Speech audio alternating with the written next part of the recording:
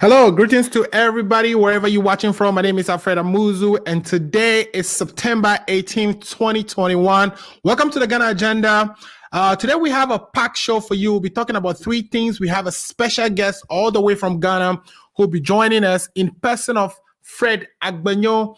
He's the International Relations Director of NDC. He's in town, and we'll be talking to him. But three things we'll be talking about today. Today, we want to talk about the lessons learned from the arrest of Owusu Bempah, Reverend Owusu Bempah, in this case, who has made certain comments, threatened Agrada, and has been picked up by the police since released. What have we learned as a country from that? Topic number two would be about the do or die comments made by former President Mahama. Is he preaching violence? Is that a comment that should be coming from somebody who has ruled a country before and who is intending to return to power? We'll interrogate that and get into the bottom of what he actually meant by do or die. And the last thing we want to talk about is a revisit to Agenda 111, which is comprising of 111 hospitals to be built in Ghana. It's a vision that the president says, when realized, would make Ghana center of excellence for healthcare and a destination for medical tourism. We will interrogate that. When should Ghanaians expect to see these hospitals delivered? We will take a quick break and check the green room to see if my guests are in. When we get back, we will start our conversation. If you haven't already done so, please share the link and tell a friend to tell a friend that the Ghana Agenda is back. We've been off for 3 weeks, taking care of other businesses and getting some rest. But we missed you, and we want to make sure that we have a great lineup of programs for you for the last quarter of the year. So if you haven't already done so, please share the link. We'll be right back to interrogate the topics we table for discussion.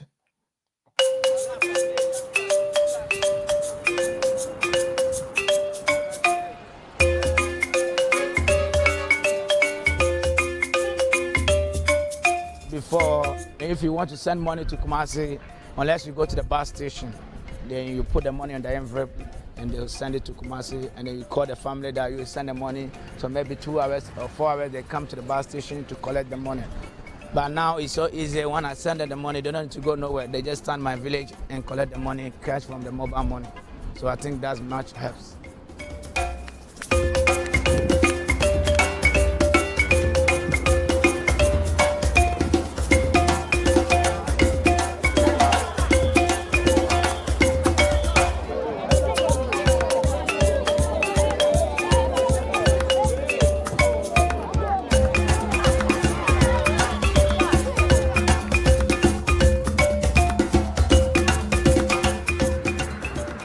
For business, and it's safer because you not carry much money on your hand due to a lot of armed robber and things. Maybe you can encounter them on the way.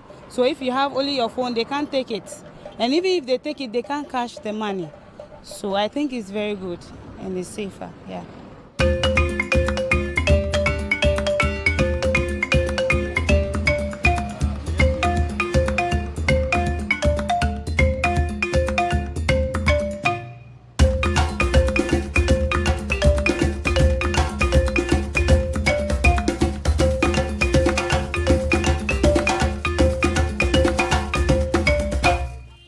I want somebody to buy beads for me at the beads market. So the money I give to the person, it's like the person has run out of the money. So the person called me to send him some money to buy extra beads. So within 3 minutes, I sent the person the money, and the person was able to buy the beads at the market. And I love it.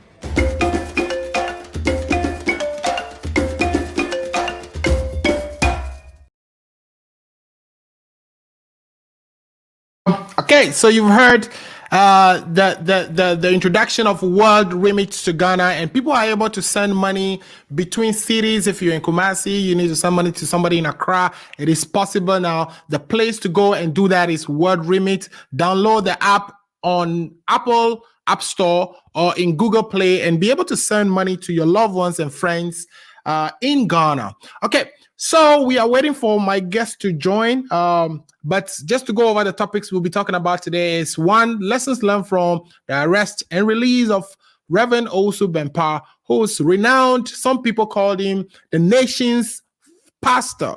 We'll get into the details and discuss, whether even that is a role that should be given to any individual in Ghana. But anyway, and we'll also be talking about the do or die comments that former President Mahama made. What does he mean? Is he preaching violence, or is he just one of the sloganism that goes with our politics? Should that be treated with, the seriousness with which the party in government is treating that?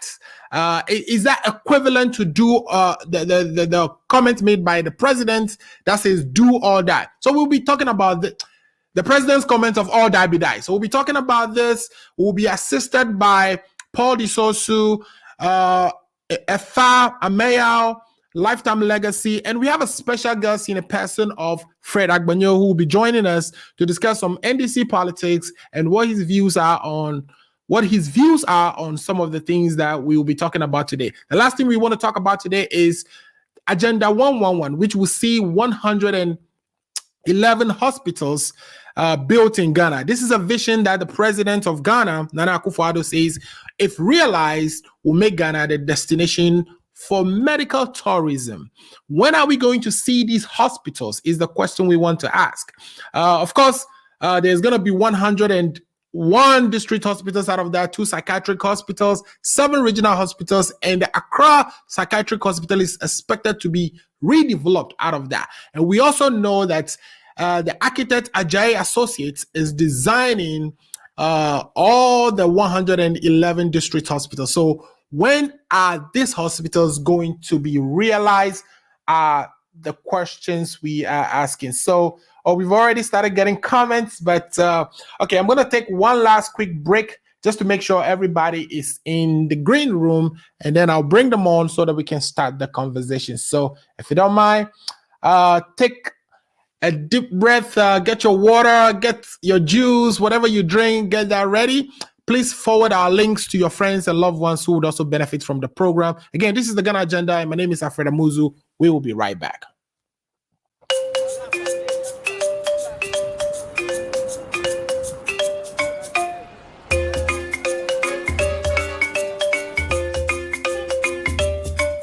Before, if you want to send money to Kumasi, unless you go to the bus station, then you put the money on the envelope and they'll send it to Kumasi, and then you call the family that you send the money. So maybe 2 hours or 4 hours, they come to the bus station to collect the money. But now it's so easy. When I send them the money, they don't need to go nowhere. They just stand my village and collect the money, cash from the mobile money. So I think that much helps.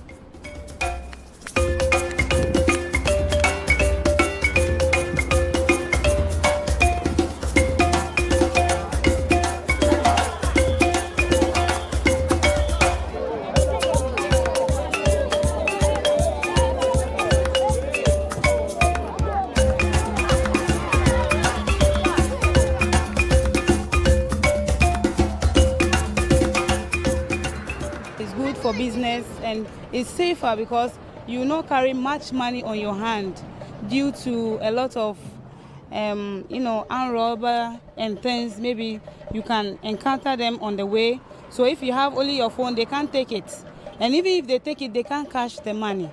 So I think it's very good and it's safer. Yeah.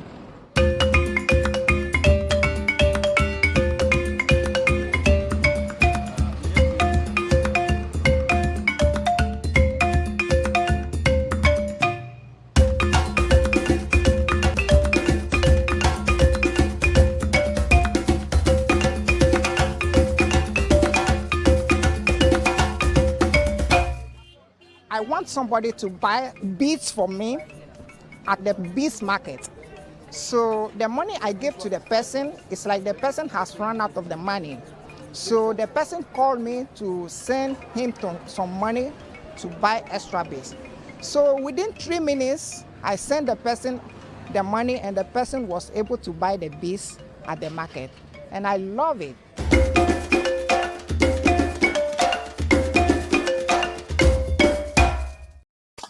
All right, so you heard it.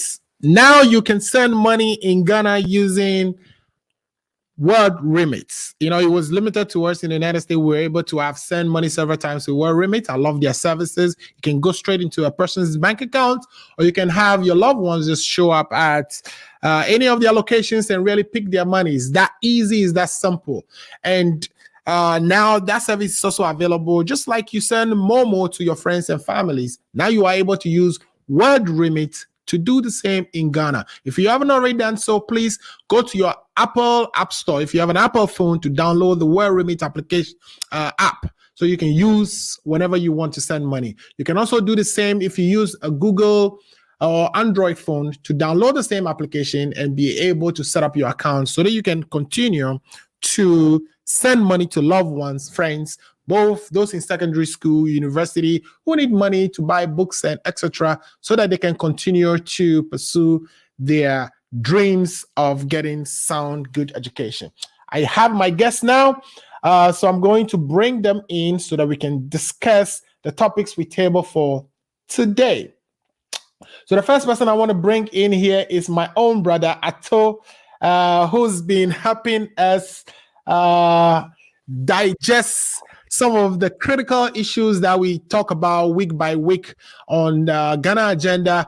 Dr. Ato, welcome to the Ghana Agenda again. And I know you've taken some rest for these last 3 weeks, and I'm happy to see you again. Do you have a few words you want to say before we get into the program? Thank you. It's always a pleasure joining you. And I like your fashion sense. The way you dress up for this program is really on point. So keep it up. Thank you so much. Thank you so much. By the way, my clothes are usually designed by Odiniho. So if you're interested, reach out to me and I'll get, the link to Odiniho, and he will take your measurements and you will be looking like me before you know it. So thanks for that compliment. Appreciate it. Let me also bring in Paul Disosu of the NDC Massachusetts chapter. I had an opportunity to meet Paul over last weekend for the first time in real life. And I was so pleased that he was able to show up for an event that we both attended. Paul, great to see you again on the show, and I'm happy to have met you over the weekend. Any few words you want to say, and greetings to my fans and viewers before we start the program? Thank you very much, Alfred, and I appreciate the opportunity once again to be here. And my good friend, Dr. Ato, I pray that he be very neutral today, because I know his political leaning. He should not try to play mischief and propaganda here. He is here this afternoon as a neutral guest, so I expect him to do that. As much as I expect him to do that, I'm waiting for my brother Ifa. Ifa has been making a lot of noise on the platform, and I want to meet him today. He should come here and show me that Okra Minu Minu. We all have Minu Minu this afternoon. We will see how the program will go. Thank you very much. All right, thank you so much for those words. I love it. All right, so let me bring the other panelist who's always helping us digest the issues as well. In the person of Lifetime Legacy. I also had opportunity to meet Lifetime Legacy over last weekend, and it's great to see him in person, and again to see him here today supporting the Ghana Agenda. Lifetime Legacy, any few words, greetings to our viewers before we start the program? Yeah, I want to appreciate our viewers for making time to watch us every Saturday. And also would like to appreciate Dr. Ato. Over the couple of 3 weeks now, we've not been able to have discussion. I really miss him and Ifa. And like my senior comrade, Paul said, we are all looking forward that he'll come and join us for us to have a successful discussion. At the end of it, it's all about our country, Ghana, where he and I can call home when all is said and done. Right. Great introduction there. Okay, so we've just been joined by Honorable Amayao Efa himself, whom is on the receiving end of 2 comments already. Mr. Efa, if you can hear me, I know your video is not showing yet, but if you can hear me, if you could turn on your video, and I'd like to take your greetings, few words from you before we start the show. Can you hear me, Efa? Okay, he's not responding yet. But guys, come in the following weeks, we will be having some, interesting special guests coming to join us. Today, we are expecting the Deputy International Relations Director of NDC in the person of Fred Agbanyo.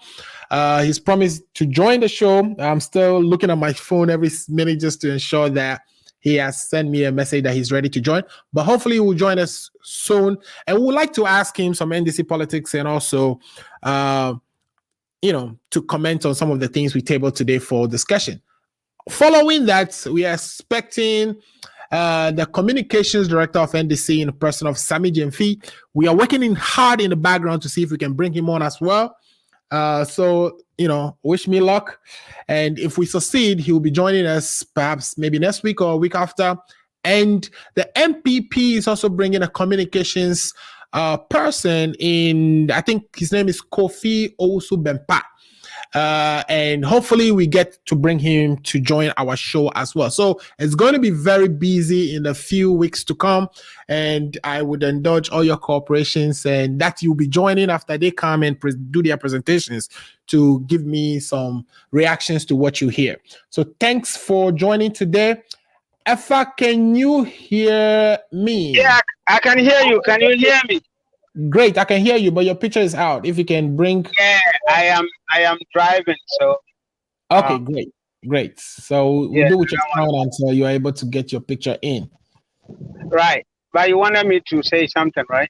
Yeah, sure. Go introduce yourself and give us, greetings to our audience and all preliminary comments before we start the show.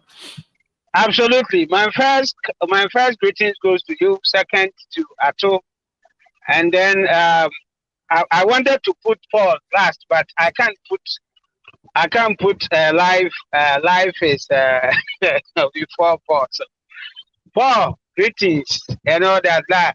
Yeah, today we've come on to make sure that we contribute towards the development of the country. No propaganda. We can do our politics, but let's do politics with some truth and with some conscience. And so we are here. Let's make sure that this show, Ghana Agenda, becomes the best in the world. Thank you. Greetings to the listeners. They should chip in and let us all enjoy the show. Thank you very much. Thank you so much. So just a quick recount of what we've tabled for discussion today. One is lessons learned from the Owusu Bempah arrest and subsequent release. I have a tape that I'm going to play from, what actually occurred. And then I'll take your comments on it. What I really wanted to hear is, how do you think, because in our policing in Ghana is such that this type of things happen and nothing really happens. Nobody gets arrested. But this time around, Owusu Bempah, who is, very popular in our country, has relationship with people in high office, has been arrested, actually locked up for at least 4 or so days before being released. And still have to go to court and defend himself against the allegations leveled against him. So I want to have your take on whether you think that signal some kind of change in our policing to you. So let me play that video. We'll come back and then have a chop on it. Me want me fear. If you are a man, you should enter the house. Me want me fear. You are a man, you should enter the house now. Me want me fear. Me say me prof. If you are a man, you should come here. If you are a man, you should come. If you are a man, you should come. Owusu Bempah ba me fear so be come. Ghana police. Owusu Bempah also be come. I the me fear. Me am in here. Me come here. More than fear. Me bonten. When you Bempah, you should come out. Tell me what your Bempah, you should come here. And I'm a fool so be slow. Me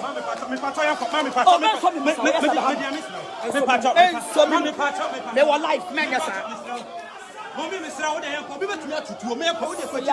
hey, see ya. Cause Ghana, you're the police for na be logo come. We won't see Ghana police is working. Cause see am penny suffer. As a G boys, I'm robbers. I be go be fee. It's me on a police for the buy. And I'm say, oh, Papa, Eddie Assem. And I'm church assembly in actual police. Me church assembly police for no so commander the say, open so kuni. Na kon me di. And I'm say, agrada no. And also commander the frere. And Ghana for any more police from Mujina agrada di matim to. Eti agrada ni kan en ko police for no. What you must say? Me test agrada police for na kofana. Me ankasa me nanti akọ. Because some police at that chimney there. That's my father. Over the bar. That's my father. So who know on to shame so. Nam fi se bitro ma. Anka agrada be ba be jama nim. Papa ntinka agrada be jina we numu anka de ne besi. Allah ko ba yira se o ba yira. On to me go. Now I'm telling you say agrada. Me yesa me fi no na master se me fi no. Woni me se me na agrada am. Me na agrada am. Woni ade am chiwade so bi bebia na no aka se opa Asia. Obetimi edi ma. Papa na that means on a true challenge no. On a true challenge so me pa me mro be twa and I'm a buyer, let me feel so power and commit my bed to a shop. But my question if you anymore. I couldn't feel. Oh, so I have to one. Madam, I want this and if you're on the oh, so I don't do free. I have to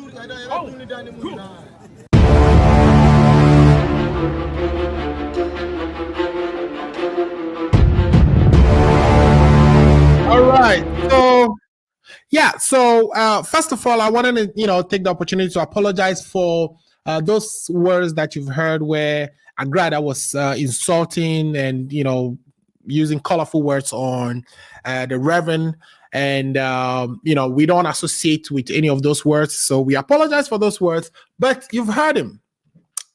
It appears, my tree is not good, but from what I'm hearing, it appears there is a problem between Agrada and Owusu Bempah, to which Agrada, cited Owusu Bempah, asking him to come to his house if he's a man, and Owusu Bempah obliged. Went to the house with a couple of people, accompanied him, and he also issued some threats, including things like he would make sure Agrada disappears, that the police couldn't arrest him, for police to arrest him, that would never happen. And even there were tapes that showed him on other occasions talking about how he's related with people in power, and that if you are a wise person living in Ghana, that you should make sure people in Ghana are satisfied by your gifts to them, etc. And whenever you get into trouble, nothing will happen to you. They will see it, but they will turn their eye the other way.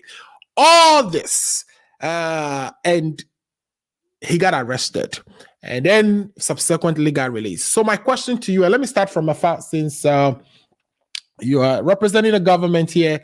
Does this signal a change in how policing is done in Ghana?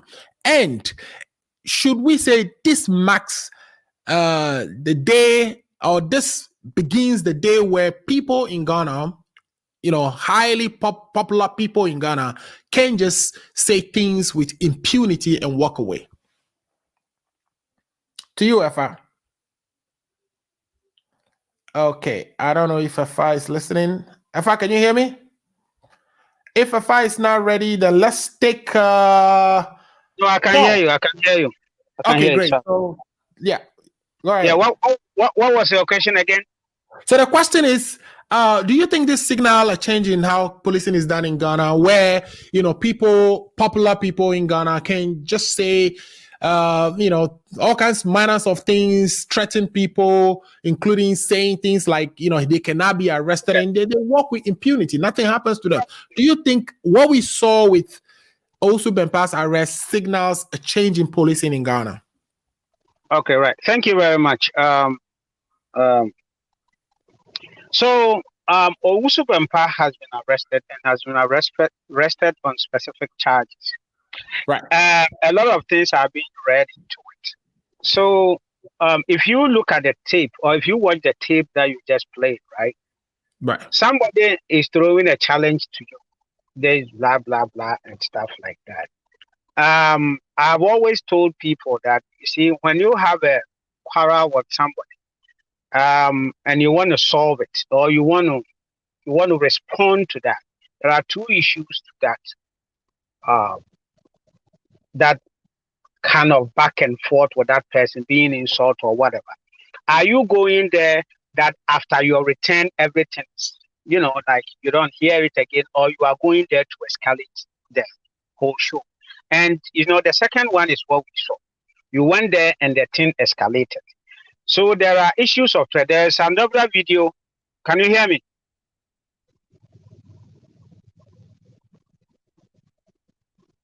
Alfred, can you hear me?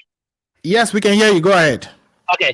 So there's another video where people were threatening and saying they have a gun, blah, blah, blah. And all that. So in the country, we have, a threat to life, threat to this, and blah, blah, blah. So when such things happen, then the police would have to act. So the police acted and Owusu Bempah got arrested.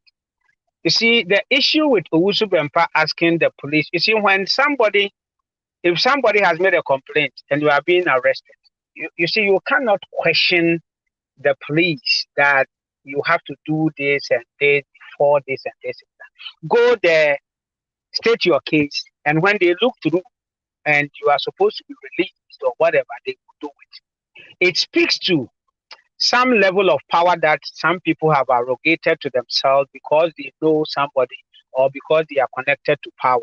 Where it came, this video that you played, where he was telling people that you gotta get connected and blah blah blah. I was really disappointed in such statement. You don't build a country like that. You don't build a nation based on trying to corrupt the system and getting your way out. And we all will agree that his arrest means that all that he was saying were total lies. That you cannot sit down there and assume certain power for yourself in the country. So that is that.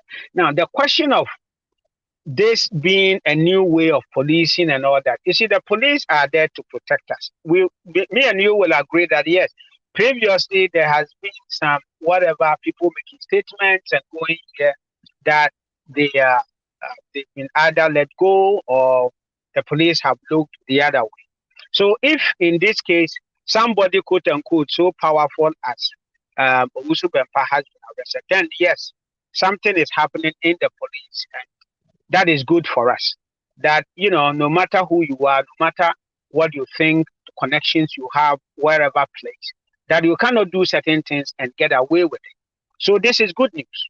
This is good news for us. And it warns all the people out there that be careful what you say. Be careful. Don't think that because of whatever, you think of yourself that you can go out there and do whatever you want. No, it is unacceptable. And I am against the way some people are going around in circles about the whole thing. We have been talking about whether it is the pastors on radio doing this, blah, blah, blah, whether it is these pagan worshippers on radio doing this, blah, blah. We've been seeing impunity upon impunity. But the moment the system begins to work, then we want to read meaning into it and we want to say all sorts of things to twist it, to give it a political name, to give it a political agenda and all that kind of stuff. That is shameful, that is irresponsible, and we need to build a society for ourselves. All right. If you have a problem with Agrada, why won't you report him? Why do you want to go there and show manpower? Whatever? If it is the case of the spirit, you don't need to go there for the person to physically see you to work. If what they say about the spirit is true, you could be there and do your spiritual stuff and it will work. So all these hula balu, Owusu Bempah brought it upon himself, whatever it is. I think that as far as the law and the institutions of state are concerned, they are protecting power, they are protecting the citizens, and for me, it is a good thing, and we must commend the police and urge them on to make sure that they bring discipline in the country. Thank you. Thank you so much. Yeah, so let me go to Paul. Paul, no, the same question to you. Do you think this is a one-off, or this is a signal that the Ghanaian police has changed the way they police Ghanaians, especially those ones that are powerful and able to say all kinds of things and get away with them?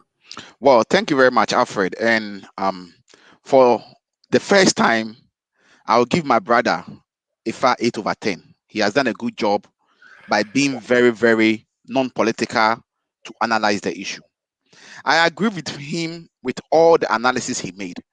And I think, I will urge him that, he continued that in everything that happened in the country. He has been very, very, very non-political this afternoon, and I intend going that route. But the question I have this afternoon is, when did the police started noticing that they need to bring order into the system? Look, this is a man who went into a radio station to attack Mugabe on air. This issue was reported to the police headquarters. Nothing was done about it. This is a man that went waywire, casting insinuations, making allegations that the former president, His Excellency John Dramani Mahama, has planned to stage a coup, and he was going to kill the president and he himself and Kennedy Japan. He mentioned some few names. Kofi Adam reported this incident to the police at the National Police Headquarters. What has happened to that case? Is it today that the police have seen that they've allowed this man to be a thorn in their flesh and that they have to put him into order? As Efa said, no matter what the lady has done to this man has no right to go to her house with guns and his pastors holding guns to threaten him, to threaten her. He has no that right. I am very happy that he was being arrested, detained for 4 days, and this should send a signal to all of us that nobody is above the law. And this place, I will recommend the new IGP, Dr. Dampare, for putting his foot down to ensure that law and order prevail. Look, my brother, a lot of these religious leaders, not this man alone. I don't like Owusu Bempah, and I will never like him because of the way he does his things, the way he talks, the way he casts insinuations, the way a man of God comes. Is that because it's MPP? It's not because of MPP. He has it's not because he's an MPP. He has declared his time. We all know he's an MPP member. He's Nanado Danko Akufo-Addo's prophet who gave him Atebeng Pembe when he won the president. We know that. But look, this man comes on air and attack and insult people. And as a religious person, this is the first time I'm seeing a religious man doing such a thing. Let me put it on record here that he, Owusu Bempah, has challenged me on Asempa before. When I told him the prophecy he's giving is a fake prophecy, he said me, I'm a small boy, he's going to deal with me in the spirit. He was not able to do anything with me. Look, let's put it on record. We are all children of God. He can claim he's a prophet. I don't believe he's a prophet. Other people might believe Ifa, might believe in him, but I don't believe in him. And let me also set the record over here. Whether he's an NDC prophet or I don't believe in all those people. Look, for once, let's allow the law to prevail. And I think the Ghana Police Service did a good job by showing him that he is not above the law.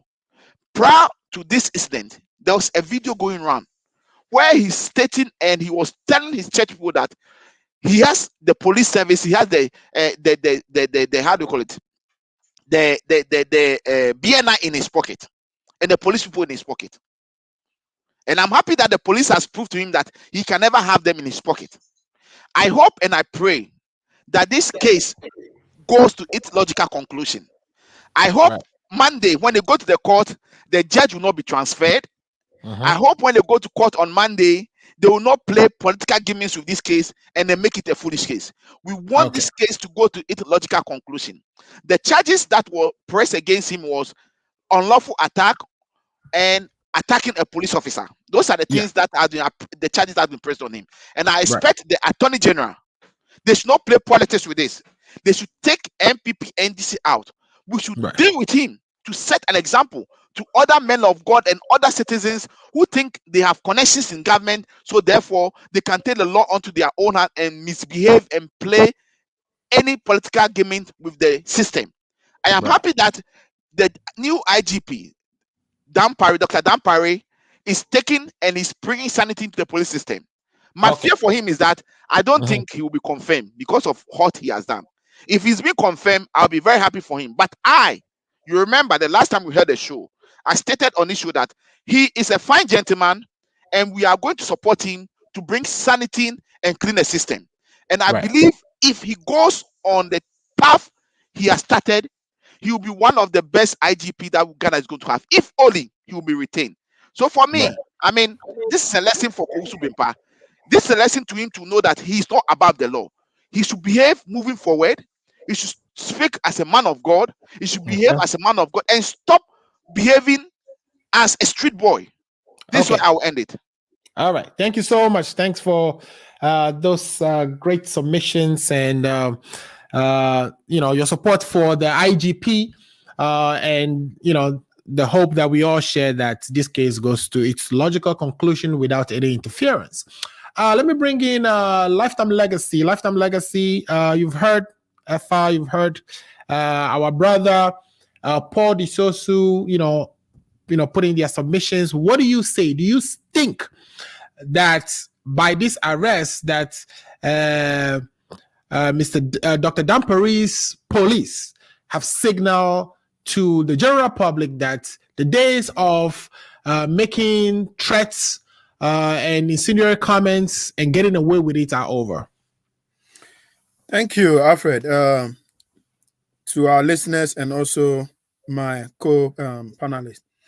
I think for the first time, the Ghana police have won my respect in the sense that knowing very well that this man we are talking about is the friend to the president, they were able to arrest him and then dealt with him the way they did. I also will congratulate the president, even though I'm not a fan of him, for looking on, not using his powers to prevent the police from doing their lawful duty. So I also congratulate the president in that regard. You see, perceived great men are always humbled by women. We are all in the country where we know how Owusu Bempah have been on radio insulting everybody, most especially the person who have been at the receiving end most is the former president, John Mahama. Right. The least opportunity he gets, he goes around to insult him, say all manner of things about him. Mahama never reacted. He never showed any sign of pain. But you see how Owusu Bempah at the right time have been dealt with. Not by a man, by a woman. That is how God does his things. Christianity is becoming, for me, a joke in Ghana now. If we have the likes of Owusu Bempah, who will continue having congregation every Sunday to preach their word to them, for me, I see it as a joke. I am surprised that till now, people don't see that Owusu Bempah and his likes, it's a business that they are engaging in, but they don't have anything meaningful to offer Ghanaians as far as religion is concerned. And we are all looking for a day where Ghanaians will come to realize that some of these pastors, they are in for business, but not for their spiritual growth. The police, I think, have done so well. Like my senior comrade, Paul said, we all will keep our fingers crossed, be watching, and hoping that there will not be any interference from the government. The way they have started, I will encourage them to continue same, so that this man, they will use the law to the letter for us all to see the outcome of this issue. This can also bring sanity to the country, and also will send a clear signal to the likes of Owusu Bempah that gone are the days they can do some of these things and got away with it. There's a new dawn. And I think what also might probably have provoked the police to act the way they did is the bragging on radio and on air that he owns the police and the national security BNI in his pocket. I think probably that can also be one of the reasons the police want to prove themselves that, hey, we are not in your pocket, and for that matter, you cannot control us. So I hope and pray that as the police have started, Dampari have started, I don't know much about him, but the few literature I've read about him and his actions nowadays give me a clear indication that if the government decided that they will stay off their long hand from the police service, then we all look for a great police service. I hope that they will do a great job.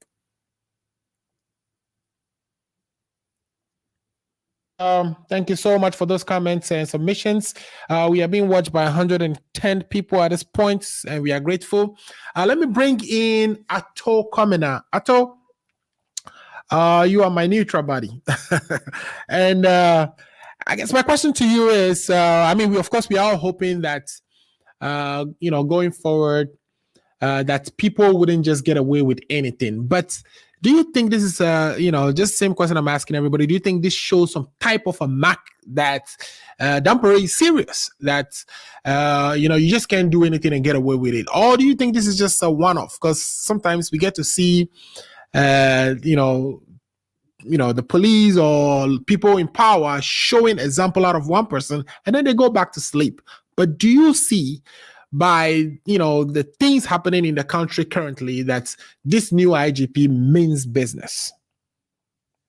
Again, regards to your listeners and regards to the co-panelists for today, in regards to this issue, it is really interesting that with the new IGP, we have seen some changes.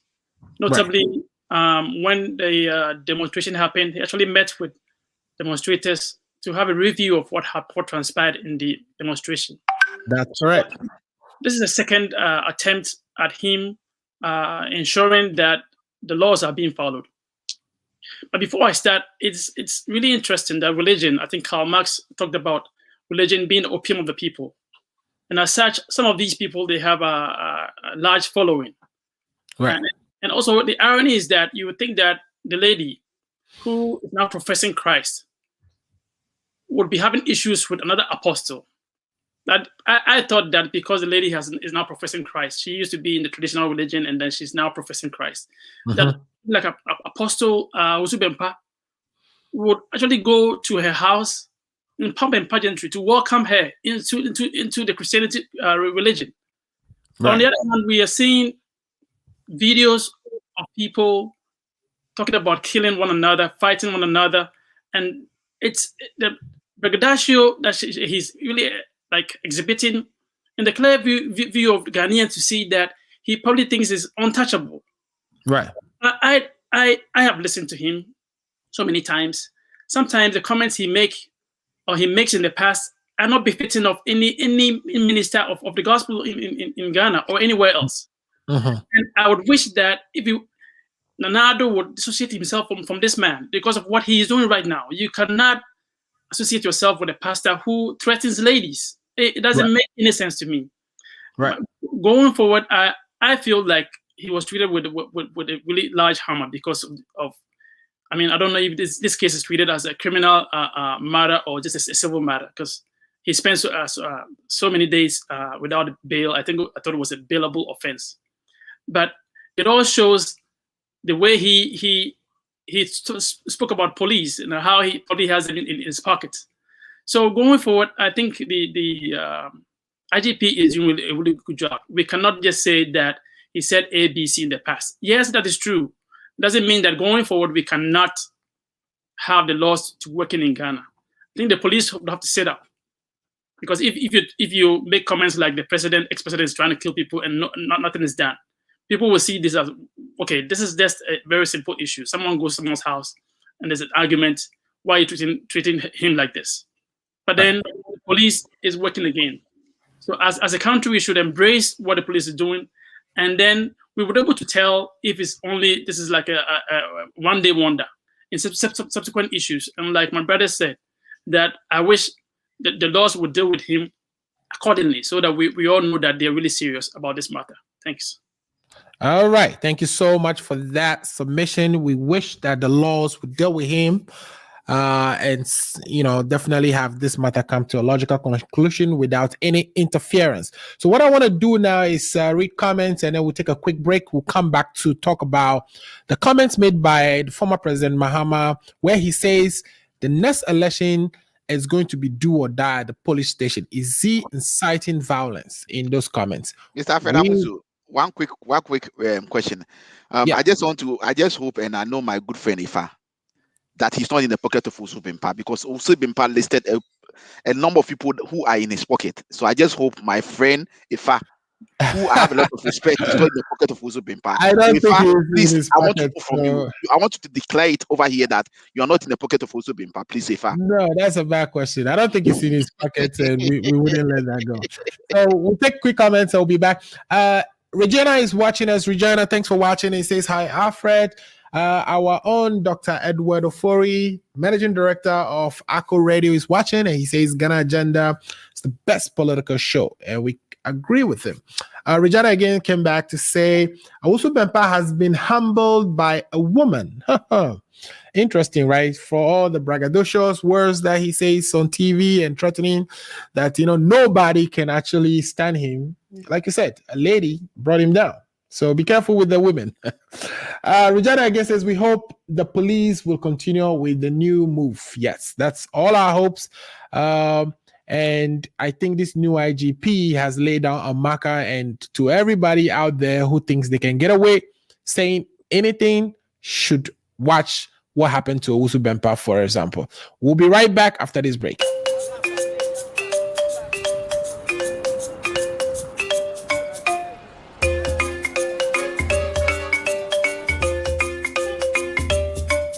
Before, if you want to send money to Kumasi, unless you go to the bus station, then you put the money on the envelope and they'll send it to Kumasi, and then you call the family that you send the money. So maybe 2 hours or 4 hours, they come to the bus station to collect the money. But now it's so easy. When I send them the money, they don't need to go nowhere. They just stand my village and collect the money, cash from the mobile money. So I think that's much helps.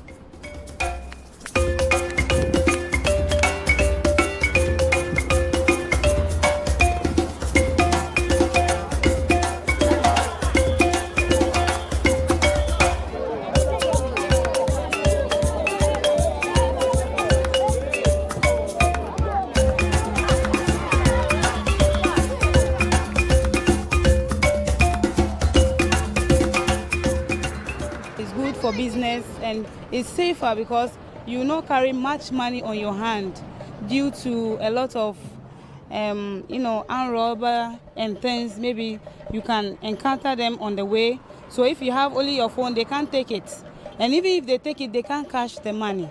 So I think it's very good and it's safer. Yeah.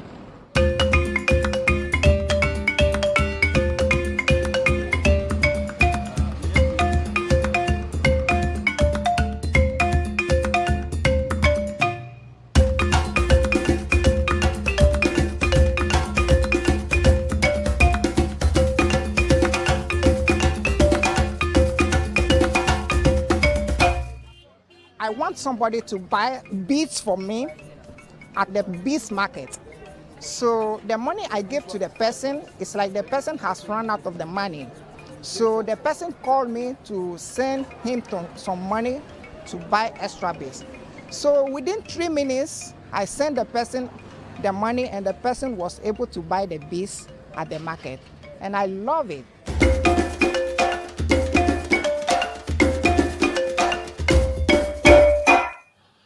All right, so you've heard it. World Remit is now in Ghana and is the best way to transfer money. And anytime you transfer any amount of money to a family member or loved ones, World Remit reserve a percentage that goes to a scholarship to someone in Ghana to further the education. So please continue to use World Remit, and World Remit to support education of people in Ghana. And you never know, you may become your brother, sister, somebody may benefit from that one day. So World Remit is how to go anytime you're trying to send some money to somebody. All right, let's return to the issue of do or die at the polling station. So a couple of weeks ago, President Mahama embarked on his thank you tour, which I believe he's still on. And at one of his stops at the radio station, he was asked about, what occurred in 2020 and the plans and the preparations the NDC is making towards 2024. And he indicated in his comments that this time around in 2024 that they will now wait to go to the courts, that they know elections have to be won at the polling stations. Matter of fact, instead of me saying it, why don't we listen to President Mahama himself? That's the wrong audio there. Okay, I think I'm playing the wrong thing. I will bring it in a minute. But yes, so we've heard that comment. Let me first of all go to Efa so Efa can make his comment about that, and then I'll find the tape and bring the tape in. So Efa, if you're listening, President Mahama, goes around talking about, his plans and preparations for the next election, and he made the comment that this time around is going to be do or die. People are saying, as someone who led the country before and who's interested in coming back into power, making such comments is irresponsible. It amounts to him inciting violence. That should there be a situation at the polling station where there's a disagreement with perhaps the polling agent, has disagreement with maybe the EC official, he's saying that it should be a do or die.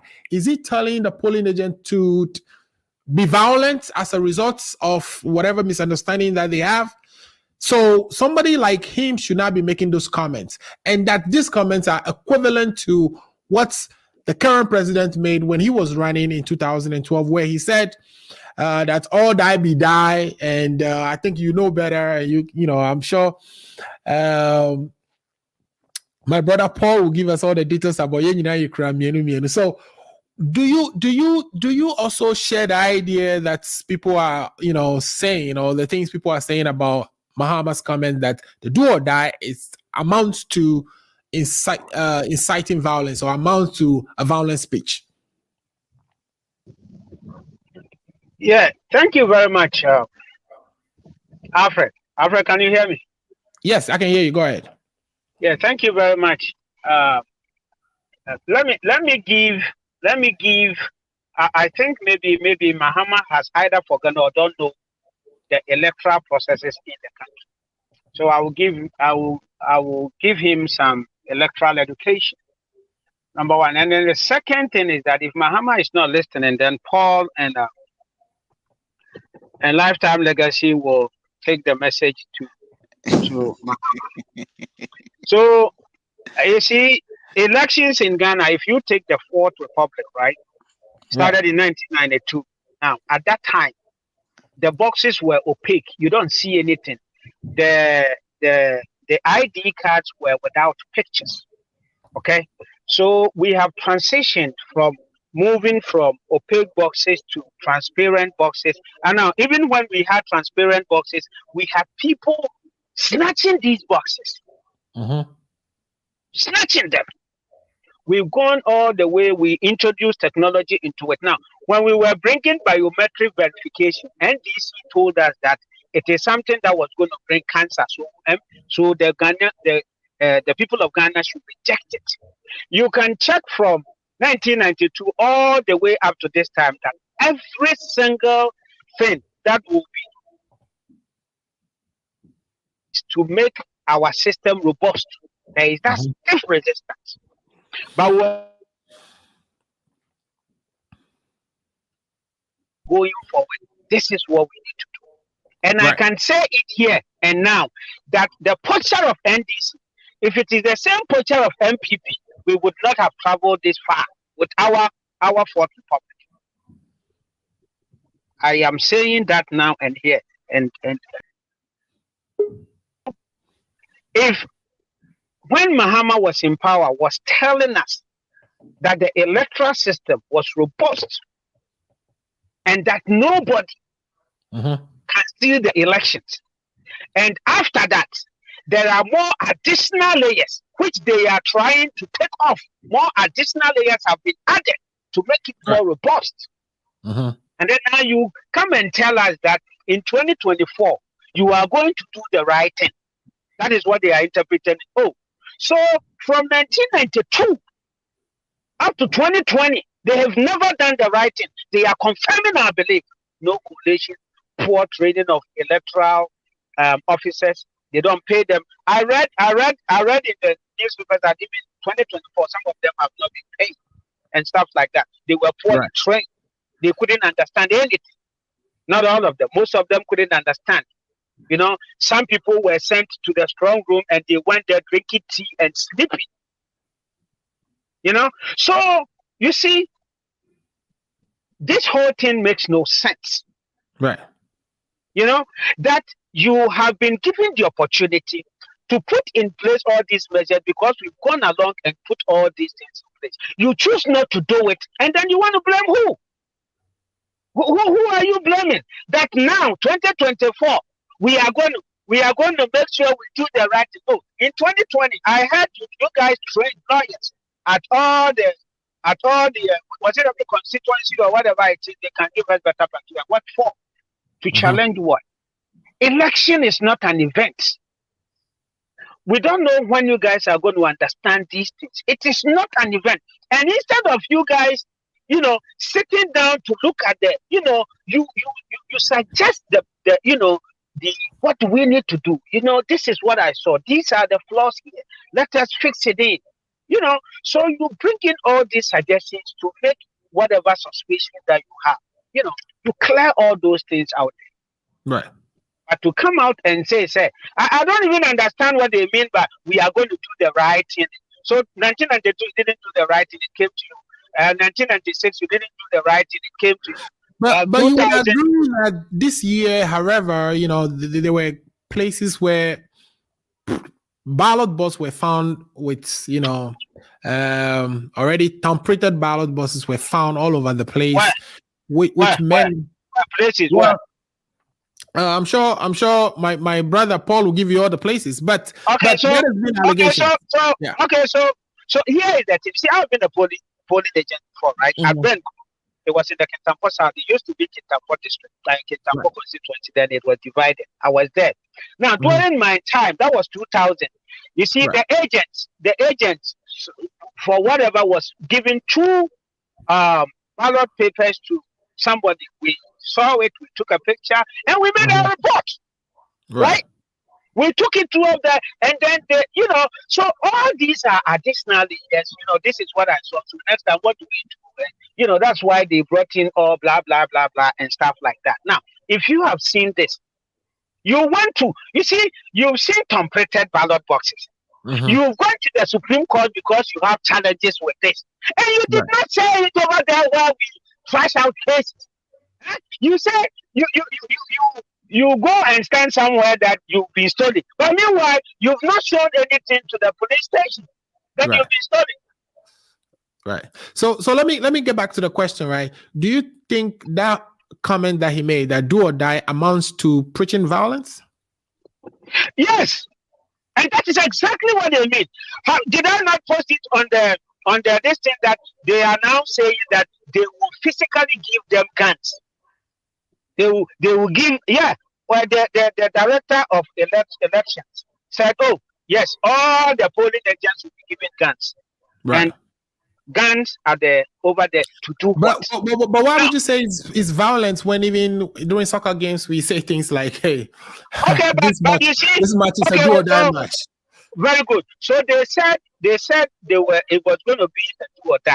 And then when it was pushed further, he said we're going to do the right thing, which means they've not been doing the right thing in the past. So now they're going to do the right thing. And then they will explain it further that we're going to give them guns. Guns to go and do what? They're going to do what?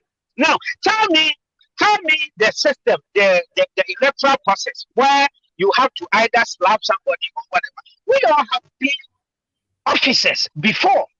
Right. Sometimes it get heated. We understand all these things. It get heated, but you trust it out. That is why we have officers in charge. We have this, we have that, we have the officers and, you know, the party officials and all that. So when something comes and it's, you know, you make a call to the higher authority. This is what I've seen here. Do we add this to it or not? You cannot say, not even in America, that all the elections you're not going to have challenges. But we are here. Some places they have to re-vote and all that. These are normal part of the process. But you go with the intention that certainly something is going to go wrong. So let me get ready to shoot somebody. You give them guys to go to the police station to do what? Huh? And we've said that we've always tagged them to be violent. Mahama said it, that when it comes to violence, nobody can beat us at a party. We thought it was a joke, but he keeps confirming it each time. You've been the president before. What is it that you saw? What were the loopholes that you saw that you did not plug, that you were taking advantage of now that you are here, you are afraid that it will be used against you? What are the loopholes? And why don't you bring in the reforms so that we do away with all these things? You see, we passed. I think the NDC has submitted a bunch of reforms that they would expect the EC to, implement to the Electoral Commission, I think about a month ago or so. And the Electoral Commission was giving them the runaround. So, so I'll let you finish your thoughts. Very good. So that is good, right? That is good. Some of the reforms I agree. But that is how you put the democratic credentials. It is the procedures. It is the things that you got to do. What have you, you see, they keep making general statements. The Electoral Commission has to redeem itself in 2024. What does that mean? What does it mean, redeem itself in 2024? Are they trying to say that when there's an election and you lose, then it means the Electoral Commission didn't work well? Oh, so if you win, then the Electoral Commission worked well. Come on now. You can't say that. So it is, I believe, yes, it is a very responsible statement. He's a former president. He has a lot of knowledge in all these kind of administration and stuff like that. He should bring it on board. But I'm not surprised because, you see, it is still the same incompetent person speaking. The competence is not there. And this gives us a general idea of how he ran the country as a president, how he ended up with I cannot do this, I cannot do all the contradictions and all that kind of stuff. So we're going to tell the NDC that the election is a process. Even right now that there is no election, what are the measures you are putting in place? You don't go and put up a Victory type of what do you call it? You don't go there and you don't train the people that are going to. They don't know the process. So how do you expect them to be effective? How do they know? Do you know the amount of training we went in? Since whenever we do training, we don't joke. Okay. The tactics that we're giving. Okay. It is not what I would suggest to them that they can come to us and we can share with them what is it that they need for them to make the suggestions that will help us make the elections in Ghana a great one. It is not a war. We love Ghanaians. So if you love Ghanaians, don't give them guns. Don't give people guns for them to go shoot themselves. And you see, this speaks to what we have always been saying. You lost the election. You said you've won. You asked your people to go on the streets. People were killed. Now in 2024, I'm going to tell all the supporters of NDC, do not kill yourself for any politician. Don't go and kill yourself for Mahama. Don't go and kill yourself for anybody because your family needs you. Ghana needs you because you add to the development of the country. Thank you. All right. Thank you so much. Thank you so much. Don't kill yourself for any politicians. Your family needs you. The country needs you. Let's listen to John Dramani Mahama. 2024 polling station 2024 polling station election. Train collation center and the Supreme Court collation center and a polling station. We will do everything to make sure that the election is free, transparent, and fair. We don't want to cheat them. Yes, your best will be having the eye. My banning friction. Not Ghana for Penal. Of that Ghana for Akumaso. Let that be what is done. All right. Yeah, so Paul, let me bring you in quickly. You've heard, the former president's made those comments there talking about we don't want to cheat the MPP, we don't want to be cheated neither, that the elections will be won at the polling station, that the 2024 election will be do or die at the polling station. Is President Mahama saying, or talking about referencing issues that he know are within the system, even when he was president, but didn't fix them, like if I was saying, and so he's afraid somebody will take advantage of those things? Is he preaching violence? Are these comments responsible comments for somebody who led the country and is interested in coming back? Are these responsible comments for that person to be making? Well, my brother Alfred, I thank you very much for this opportunity. And once again, if I just came to play mischief, propaganda, cheap equalization, cheap political point scoring, and mischief this afternoon. Look, what are the issues? Ifa, I knew, and I'm confident that after he finishes with his university degree in Ghana, it was a determination that he took that do or die, he's going to travel to the US to continue with his life. When we're in school, a lot of times we say, do or die, we'll make sure that we are going to get A in this course. The statement that His Excellency John Dramani Mahama used was an idiomatic expression. And he stated on that interview that he is not saying all die be die. And I am very disappointed in Ifa to be standing here and be telling us that the NDC and Mahama, we are violent people. Does he know who is a violent person? It is on record, and let's speak with data and fact.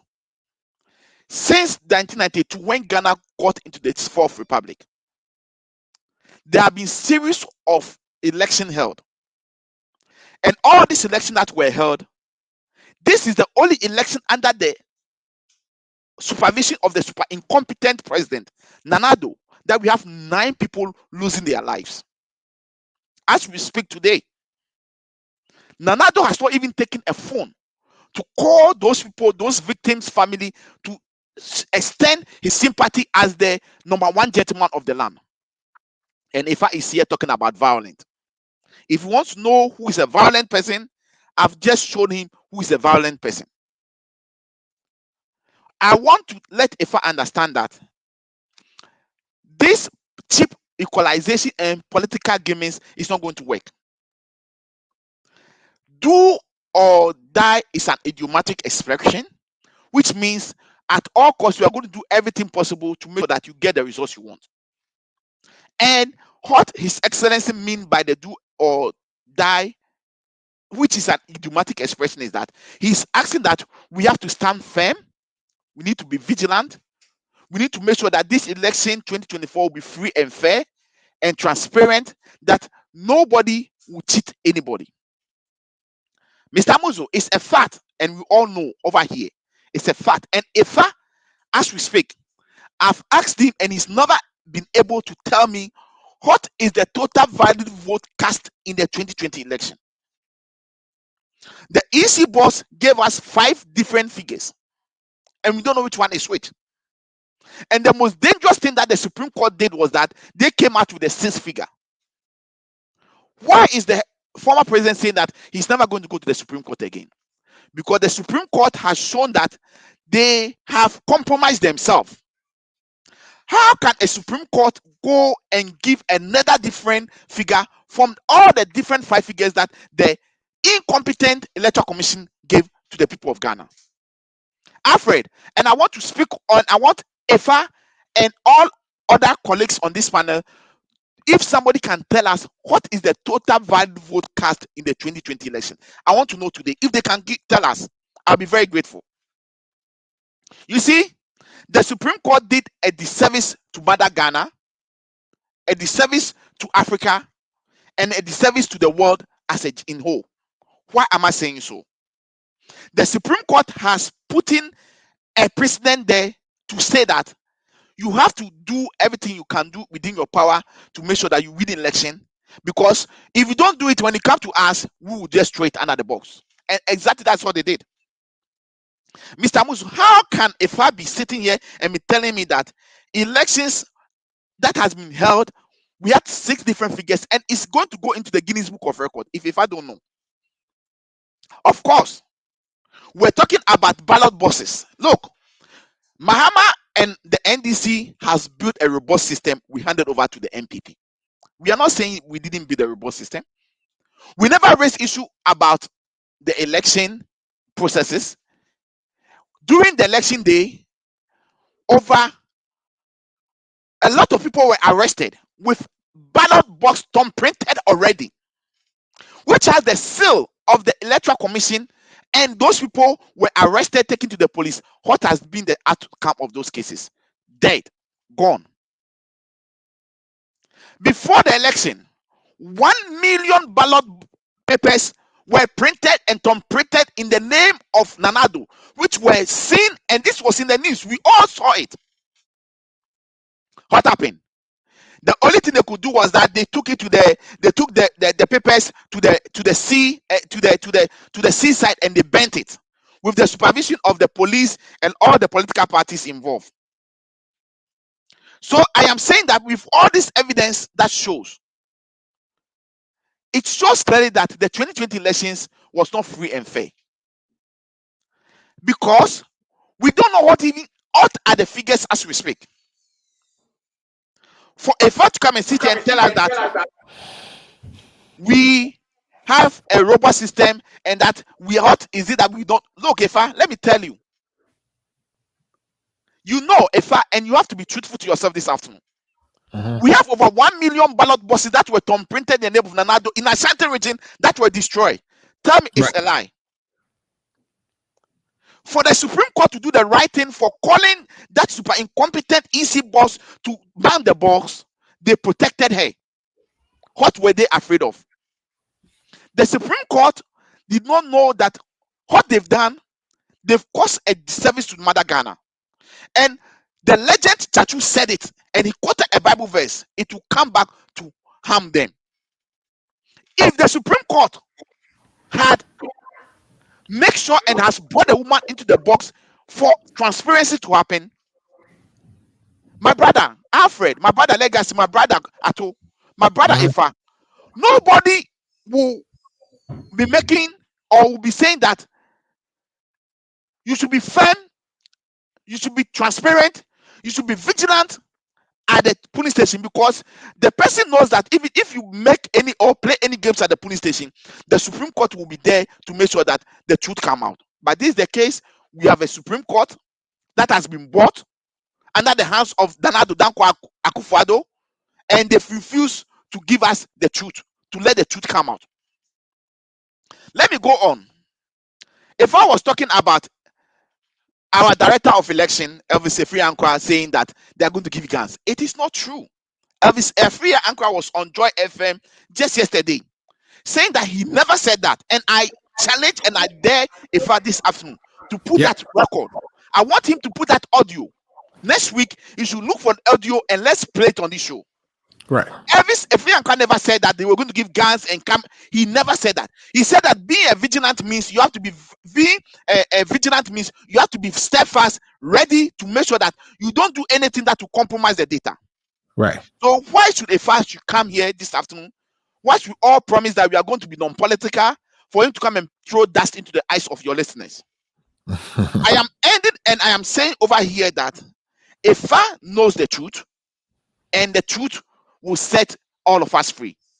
All right. Whether it takes 10 years, 20 years, the truth will come out. Before I stop or I hand over to the next panelist, I was in Ghana. If I was in Ghana, we were all in Ghana. I was part of the NDC. I was in the NDC coalition room. Mr. Alfred Owusu, could you believe that the Electoral Commission, they knew what they were doing, because, look, the coalition tabulation sheet, okay, there was supposed to be the BVD recorded on that tape. When they printed the paper from the printers, okay, they were supposed to put a place whereby you have to state that the BVDV recorded maybe 300 people. So let's say if police station A, there are 300 people who voted, the BVD at the end of the police, they should be able to record that number. Do you know that they omitted that entry on the final papers they printed. 3 days to election, when the NDC raised the issue, they said they were going to give stamp so that people will stamp it and record it. It never happened. You see the machination and the propaganda and the tricks they played to rig the election. Because Mr. Owusu, if the BVD records had appeared on the sheet that they gave to the people to do the tabulation, do you think this confusion that is going on would have gone on? Because our agent would have insisted that those records should be recorded. Right. They omitted it, and the EC and the MPP knew what they were doing. And for me, the NDC and John Mahama, we want peace. We don't want Ghana to burn. That is why we allow this to go. If this has been the other way around, you would have seen the way Efa and his party would have behaved. But you know what? We will not sit down for this machination, this rigging, this propaganda plan that they plan, and they rig the election, and the Supreme Court covering them up to happen again. Right. That is why His Excellency John Mahama is saying that he will never, if it happened that he become the candidate, he will never go to the Supreme Court again. Right. And I share that view. Because whoever goes to the Supreme Court, those mischief they played over there will be the same thing they will be doing. And for now, let's put it on record. It's a fact that the Supreme Court introduced a 6 figure being the total valid vote that was cast by Ghanaians. So now we don't know which one is the truth. Unless a fan knows the truth figure, he should tell us this afternoon. So let me ask you, you are saying that you sign up to what the former president said there, that he's not going to go to the Supreme Court should there be an issue on the 2024 election.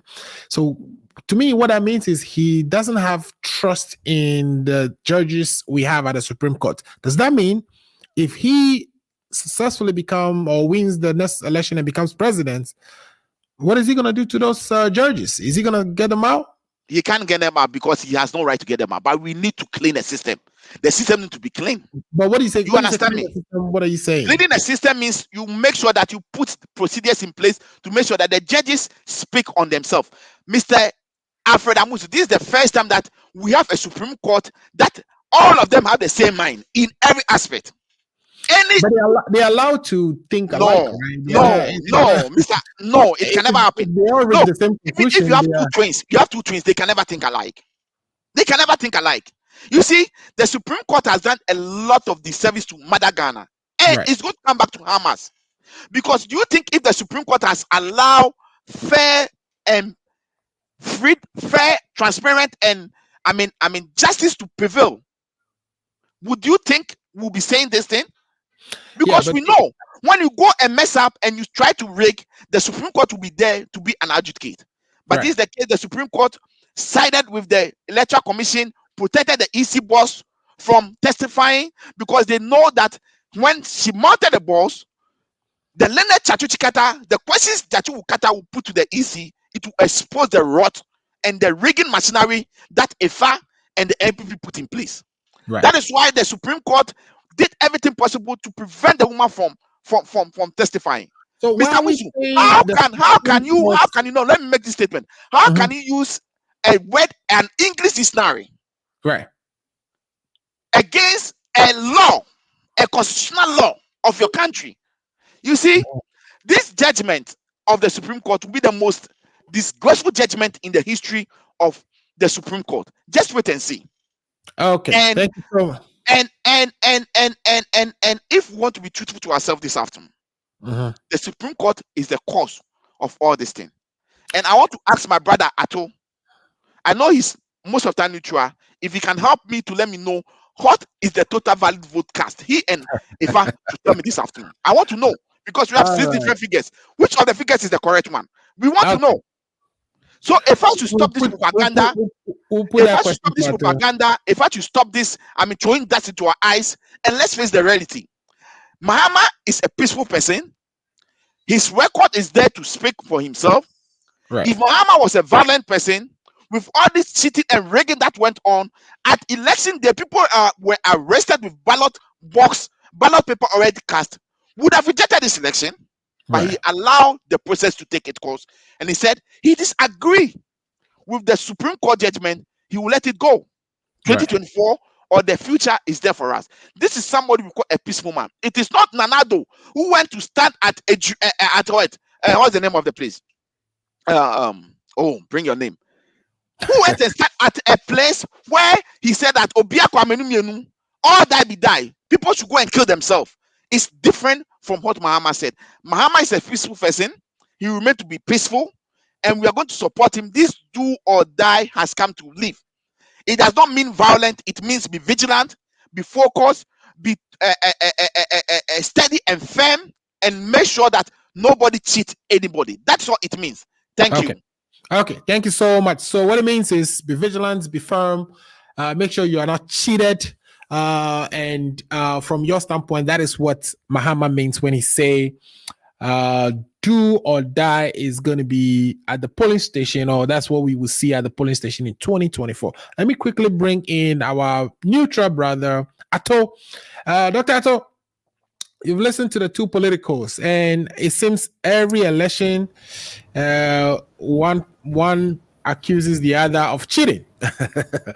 And this one is not any exception. And also you hear Paul saying the Supreme Court actually helped the current president during the last election. But if you actually pay attention, you realize that there's been some procedural maneuverings from the side of the president's lawyers, and where they tease you that we wouldn't give you the information until you pull us onto the stand, and then, by the way, since you didn't adduce any evidence and you didn't make a case, and therefore we are not bringing our witness, which I thought was brilliant. But again, if you look at it in totality, it looks as though somebody's trying to hide something, and therefore we didn't get the opportunity to actually hear exactly what happened and why there are so many numbers being ushered out.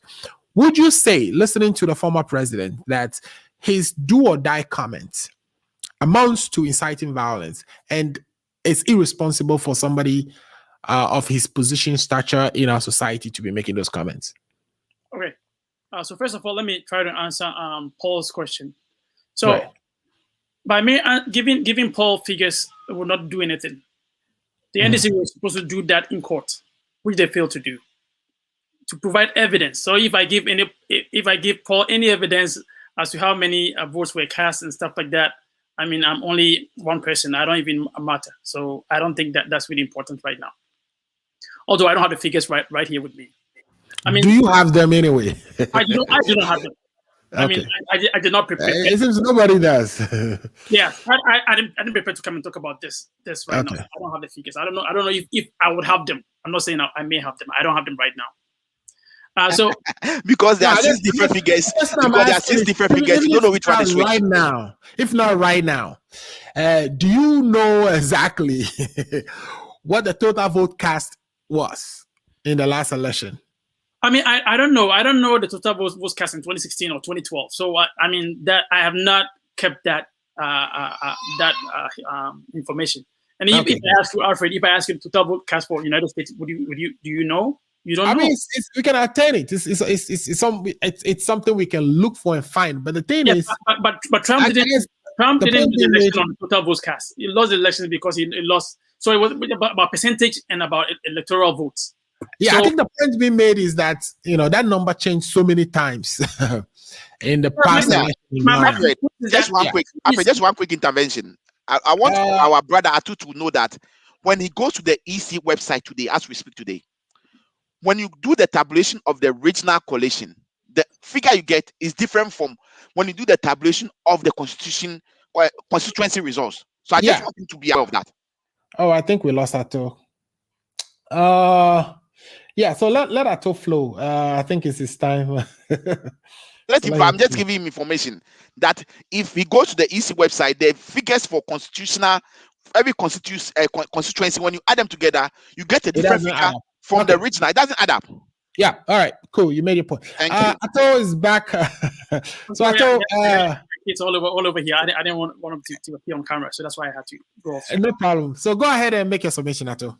So all that comment from Nanado was irresponsible. I said that at the time. So is John Mahama's comment about do or die. And let me explain. Is JM trying to incite violence? I don't think so. Right. But those were bad choice of words. Mm-hmm. Those advice should go to NDC delegates in private. In private. I mean, right. It's interesting that this government is struggling with the economy, with the way they are trying to manage the economy and the COVID. So you think that JM should be giving the NPP punches? Because right now they are at the corner. So you get them at the corner, and then you just throwing finish them. you finish them. And then what are you doing? You're throwing punches below the belt. Right. These companies are below the belt. Now, Fred, if you remember, we discussed this at election night, that the NDC did not learn from the 2013 petition. Right. And again, Mahama was speaking in Teshiman. We know what happened in Teshiman. We had lives lost. We have violence in Teshiman. So as a statesman, you don't go to Teshiman where lives have been lost and talk about these comments. I mean, one can say, okay, these are idiomatic expressions. But you are saying that he doesn't mean violence. That's your words, that you don't think it is violence, but they are bad choice of words. Yes. So couldn't he make bad choices of words, or whatever you call it, in Techima without any problem, even though there were life lost there in the past? I mean, you can make that is something we say even to our friends. Exactly. Which means we are going to be vigilant, pretty much. Exactly, but I'm saying that you go to Techima, a place where lives were lost, a place where there were violence reported, and you talk about elections. You talk about do or die. Right. I think Mahama should have to be measured in his choice of words. Like I'm saying, there's so many things about to just give the NDC, the MPP government, the one punch, because right now they are struggling. So if you go to Techima, you want people to vote for you. Focus on the issues. And as of right now, you don't even know if you're going to become the presidential candidate for the NDC. Because right now we have other people coming up. So as an ex-president, and again, I would say that Mahama, it's sad that he lost the 2016 elections. Because he's been the only one-time president we've had in the country. And I believe that he won in the shadows of the good old professor. Professor Mills died 6 months to elections, and then he won elections. In the history of our country, no one has lost elections as a one-time president. So again, you can understand that no incumbent has lost. Yeah. I'm sorry? Yeah, you're saying no incumbent has lost after one term. No. I mean, so you understand that one, he's frustrated, and one, he's irritable. So he has all this for frustration and irritability in him. So I can understand the way he's speaking. But again, he has to realize that, hey, I am an ex-president. And I have to be careful the way I talk to people. And again, anytime I hear Tuguba talking about the Benduri Internet Cafe, I chuckle. And it's true that you would think that 2013, that this petition held the government to ransom for almost 8 months. Right. Mahama was the beneficiary to the verdict. What did the NDC do? They sat there, did nothing. And right now, talking about making changes. So from 2013 up to now, you didn't make any changes as a political party? That's a joke. It is a joke. And it's sad that the NDC is stuck on the EC. We're in 2021. It's two years already. The NDC strategize and come up with ways they can win the elections. I was fascinated by the way the MPP came up with their own coalition center. Within 2 hours of the elections, everything was set up. And that was as a result of what happened in 2012. Yes, they learned from this misfortune, and made sure that some of these things will not happen. So you would think that the government would the NDC government would be circumspect. They will be they will reflect on these issues and not be perseverating on the EC. Every day you hear the NDC talk about EC, but the NPP did not do that. After the election petition, they realized that, oh, maybe we were wrong. So let's come up with new ways. I mean, I was also very disappointed that the Mahama did not at least apologize for that comment, because right now you're trying to win the elections. So if people misconstrued your comment to be insulting violence, You just apologize and say, okay, I apologize. People took my comment to be about inciting of violence. But then you explain yourself so that at least you have floating voters on your side, and you have people who are so mad at the MPP who would think back and vote for you. Right. But what do we see? He tells that some people who did not go to school. I mean, come on, you are an ex-president. You're trying to win back power. You have to be tempered and measured with your words, so that at least when you are able to win the primaries for the NDC, and then you're able to contest, people would vote for you. But it marks the likes of like people being arrogant. Like I said, because Trump came up with some of these comments, it ended up in the insurrection. Would you say Trump was inciting violence? No. Right. His choice of words contributed to people inciting. Because people are listening, and some people really are not stable, and they are listening to all kinds of things. And in Ghana, yes, and in Ghana, if you realize, people are very passionate about politics, and even in Africa, I mean, there's always violence. I don't know why we have to die just because someone wants power. The power belongs to us. We're giving the power to you. So in that sense, I don't think it's inciting violence by just saying that comments. But I feel like it was bad choice of words, and it was irresponsible. Next time we have people doing this, I wish the NDC would have people behind telling the president, although you didn't mean this, go out and say, okay, I am sorry for those who felt my comments were irresponsible. And then explain yourself. And then going forward, you don't do that again. So those are my comments. Thank you very much. All right. Thank you so much. Let's bring Lifetime Legacy. You heard Ato is saying that, the president could be a little more careful with his choice of words, because there's so many people listening, and some people may take it literally and be ready to kill somebody. So when it comes to, people in that, high of a position, responsible position, party leaders, former president, that the key is be careful what you say. It may not be that you are inciting violence, but it may be irresponsible. What do you have to say to that, Lifetime Legacy? Alfred, before I come to the main issue, I would like to do some few rebuttal. You see, this is a big platform, where people in the diaspora and home are listening. Right. So every single information we put out here should be something that are verifiable and accurate. Okay.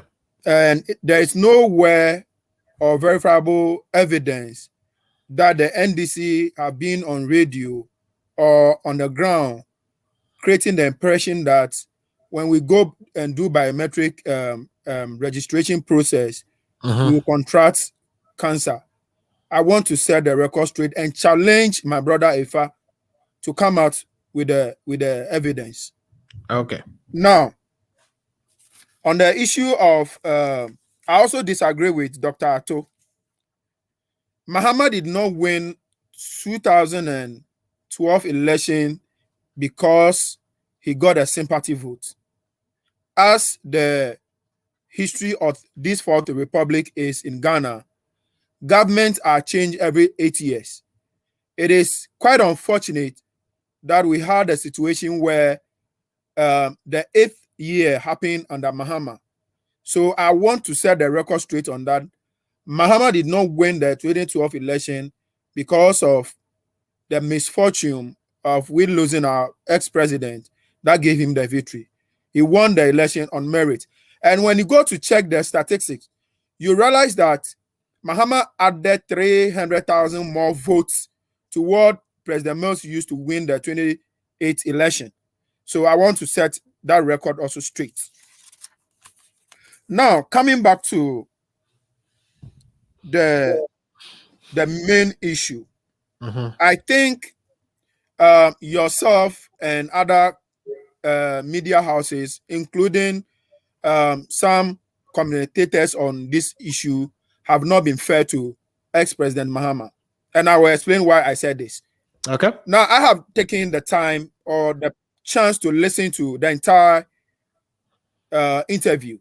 And in one breath of the interview, the host of the program make allusion that people are having opinion that ex-president Mahama, and the national chairman of the party have turned the party to a church where the former president, is his persona and behavior is like Assemblies of God pastor, and the national chairman, on the other hand, as a Pentecost pastor. So the members or some people are suggesting that, or accusing that, or are making comment that the calm and the core demeanor of the party is as a result of John Mahama and the national chairman persona. That is coming the party in a way that the party is used to know, or how people know the party to be. And in that explanation, he gave them that right from his childhood, he is not living a different lifestyle out of public in a public office, and different lifestyle that has been his nature all his life. So if the media wanted to be fair and accurate to Mr. Mahama, they would recap the genesis of the conversation and vis-a-vis take into account the submission he made on that particular interview as regarding to his posture, his demeanor in politics. If the media, including yourself, would like to be fair, they would have make references to that and then balance the discussion in that regard. Yeah, but what has that to do with the comment he made about whether 2024 is going to be do or die at the polling station? So what I want to emphasize is that Mahama is a calm person. He's not a violent person. That is what I want to emphasize. Now let me go back to the two issues. So Mahama can be comment on violence, but his comments, I mean, the person listening may not be Mahama who wants to act. So nobody's saying Mahama is going to hold guns and do anything himself. Nobody's saying Akufo-Addo's all that. I want to be successful in my academic work by do or die. Does that mean that I'm going to hold my lecturers under gunpoint to be successful? No, but what that means is you as a person are telling yourself what you want to do. But here's where Ghana Black Star must win this match by do or die. Does that make that the Black Star is going into the tournament with a mindset that if the referee does not do things to favor them, they will kill people? Okay. You see? Okay, go ahead. That is why I say that the media and some commentators have not been fair to Mr. Mahama. No, unfortunately.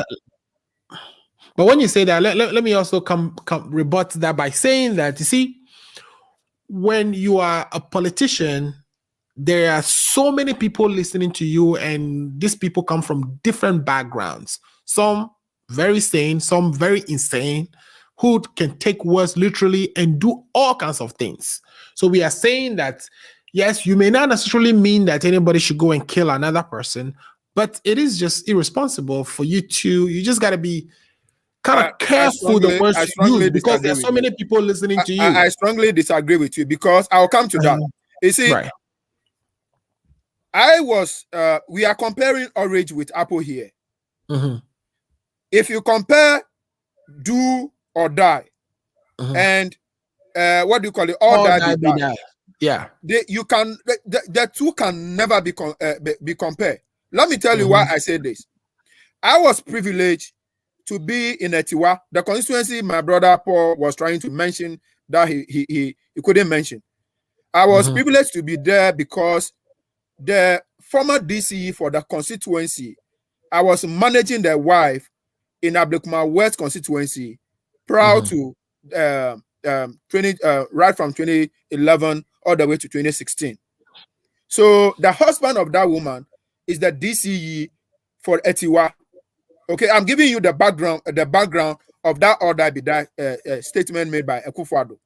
Now, the current road minister was a presiding officer for that district. Unfortunately, they lost their MP, so he stepped in to become the parliamentary candidate in the 2012 by-election in Etiwa. Okay, this is a constituency where, by hook or crook, even as the MPP themselves have been saying, even if you put a foul in that constituency on the ticket of MPP, the person will win. Okay. Okay. When you look at the voting pattern in that constituency, the only vote that people, the NDC gets are aliens, the aliens living with that constituency's vote. Right. Okay. So the indigenous go in a certain way. And this is a constituency Akufo-Addo can contest because the mother of Akufo-Addo hail from a village there called Abobosu. Okay. So it is a done deal MPP constituency. And the violence mitigate to the people, to NDC people in that constituency was uncalled for. Right. And was cannot be justified. You get it? Because it is like, for instance, me contesting with an MPP candidate in a Keta constituency. And you think that was because of all the IBDI comments? I am comparing orange with apple here. Okay. So that all that comment in that constituency do not have a place and shouldn't have been made at all by Nana Akufo-Addo. Okay. But it is truly, they exhibited violence, even though they knew very well they are winning that election. Their stronghold. Yeah, that's what we are saying. That a similar thing. Can you foresee a similar thing happen? Let's say in Ketu South, where it is already concluded that even if you put a rock against the NDC person, the rock will win, right? Could you foresee or die be die where or do or die being used as a pretext for applying violence against anybody who perhaps may be representing the NPP in that constituency? Yeah, it depends on the nature of the leaders involved. Okay, I am saying this because Nanado by nature is a violent person.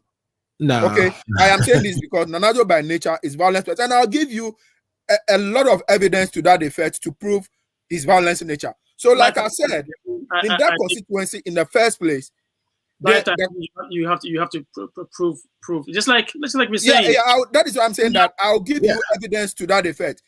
Like I said earlier, that constituency is a done deal MPP constituency. So the violence that was met out to the NDC people in that constituency during that by-election shouldn't have happened in the first place. Right. Okay. Far from that. We all know prior to 2016 election, Akufo-Addo brought some missionaries into the country to train their party force. For what for? Okay, if you are not a violent person by nature, would you have done what he did? I mean, that is number two. And this evidence by fact or is just by allegation, No, these are published record that everybody can verify. Okay, evidence number 3. Ayawasu West Wagon. Okay, that is evidence number 3. Nanado, evidence number 4. Nanado is the only person who's under still watch. We've gone into an election. 9 people have died under this Fourth Republic. Okay, Nanado is the only person who's watch under Fourth Republic. We went into an election. 9 people have died. If the person is not violent by nature, he would have do everything possible to prevent this from happening.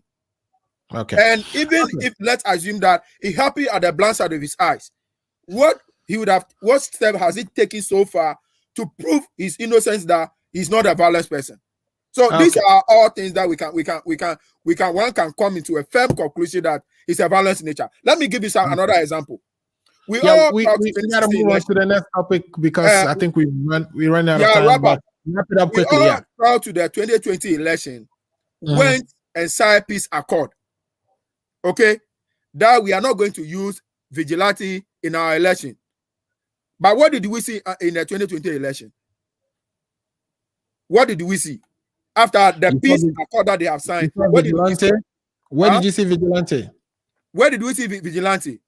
I can tell you on authority that the people who killed that 9 people are not true military or security personnel. Yeah, but these are people in uniform who were part of the soldiers around there. I am not making this up because you and I, Alfred, you and I know that Ghanaian military don't allow their beard to grow. They don't wear earring.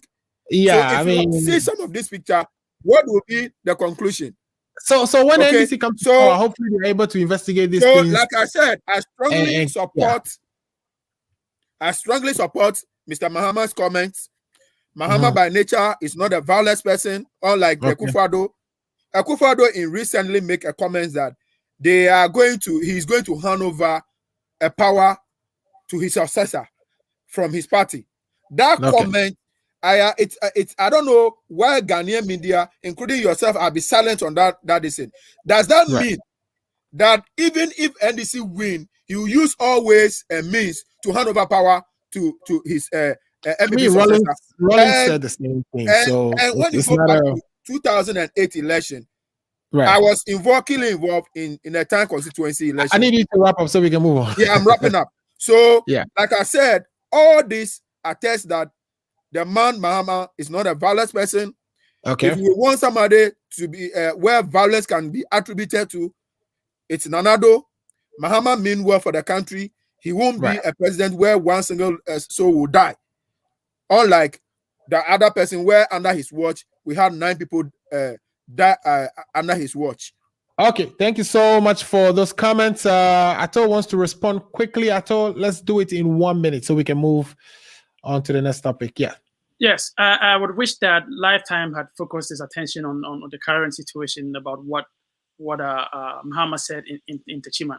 Rather, he was doing comparative analysis, trying to basically base all his arguments on what Nana Akufo-Addo had said and what he has done. And it's sad that he's painting the president as a violent person with all those insinuations and innuendos. I think that this show deserves better than that he should be careful with his comments about creating a picture where he, as a president, he's actually describing him as a violent person with all these innuendos.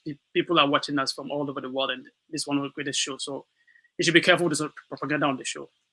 Right. Okay. So that is it. Let's take a few comments and then we'll come back and go to agenda 111. I almost say 911.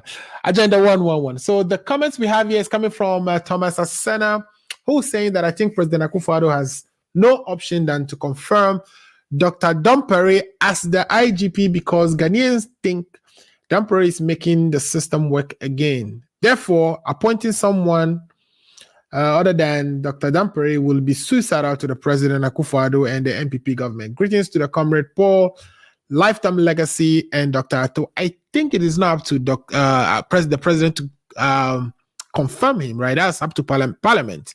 So if the Parliament says no, the president is definitely unable to do anything about that. And this current Parliament is divided 147 with one independent. So we'll see how that goes. And then there's a second comment he made again. Mr. Thomas Asena, thanks so much for watching and giving us multiple comments. He says, Kakape, go and read or recite the Ghana national anthem. It says, we should defend the Constitution of Ghana and we, the NDC, will make sure the right thing is done at every process of the election. Kakape can try to cow us down. It wouldn't work. It's a do or die affair. Okay. That's your opinion. And then we also have our own Akwesi Nimo, who's the host of a sports program on the Akko Radio. I think he's on tomorrow.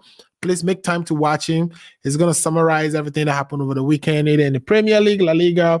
And I know Manchester United is playing tomorrow, so I'm definitely going to be watching him and see what he has to say after Ronaldo puts in a goal. All right, so let's take a quick break. When we come back, we want to look at whether, we are going to be seeing those hospitals promised in Agenda 111 anytime soon. We will be right back. Just one more pic, JJ, please. Oh, Mama. Really? Smile. It's not every day my eldest son graduates.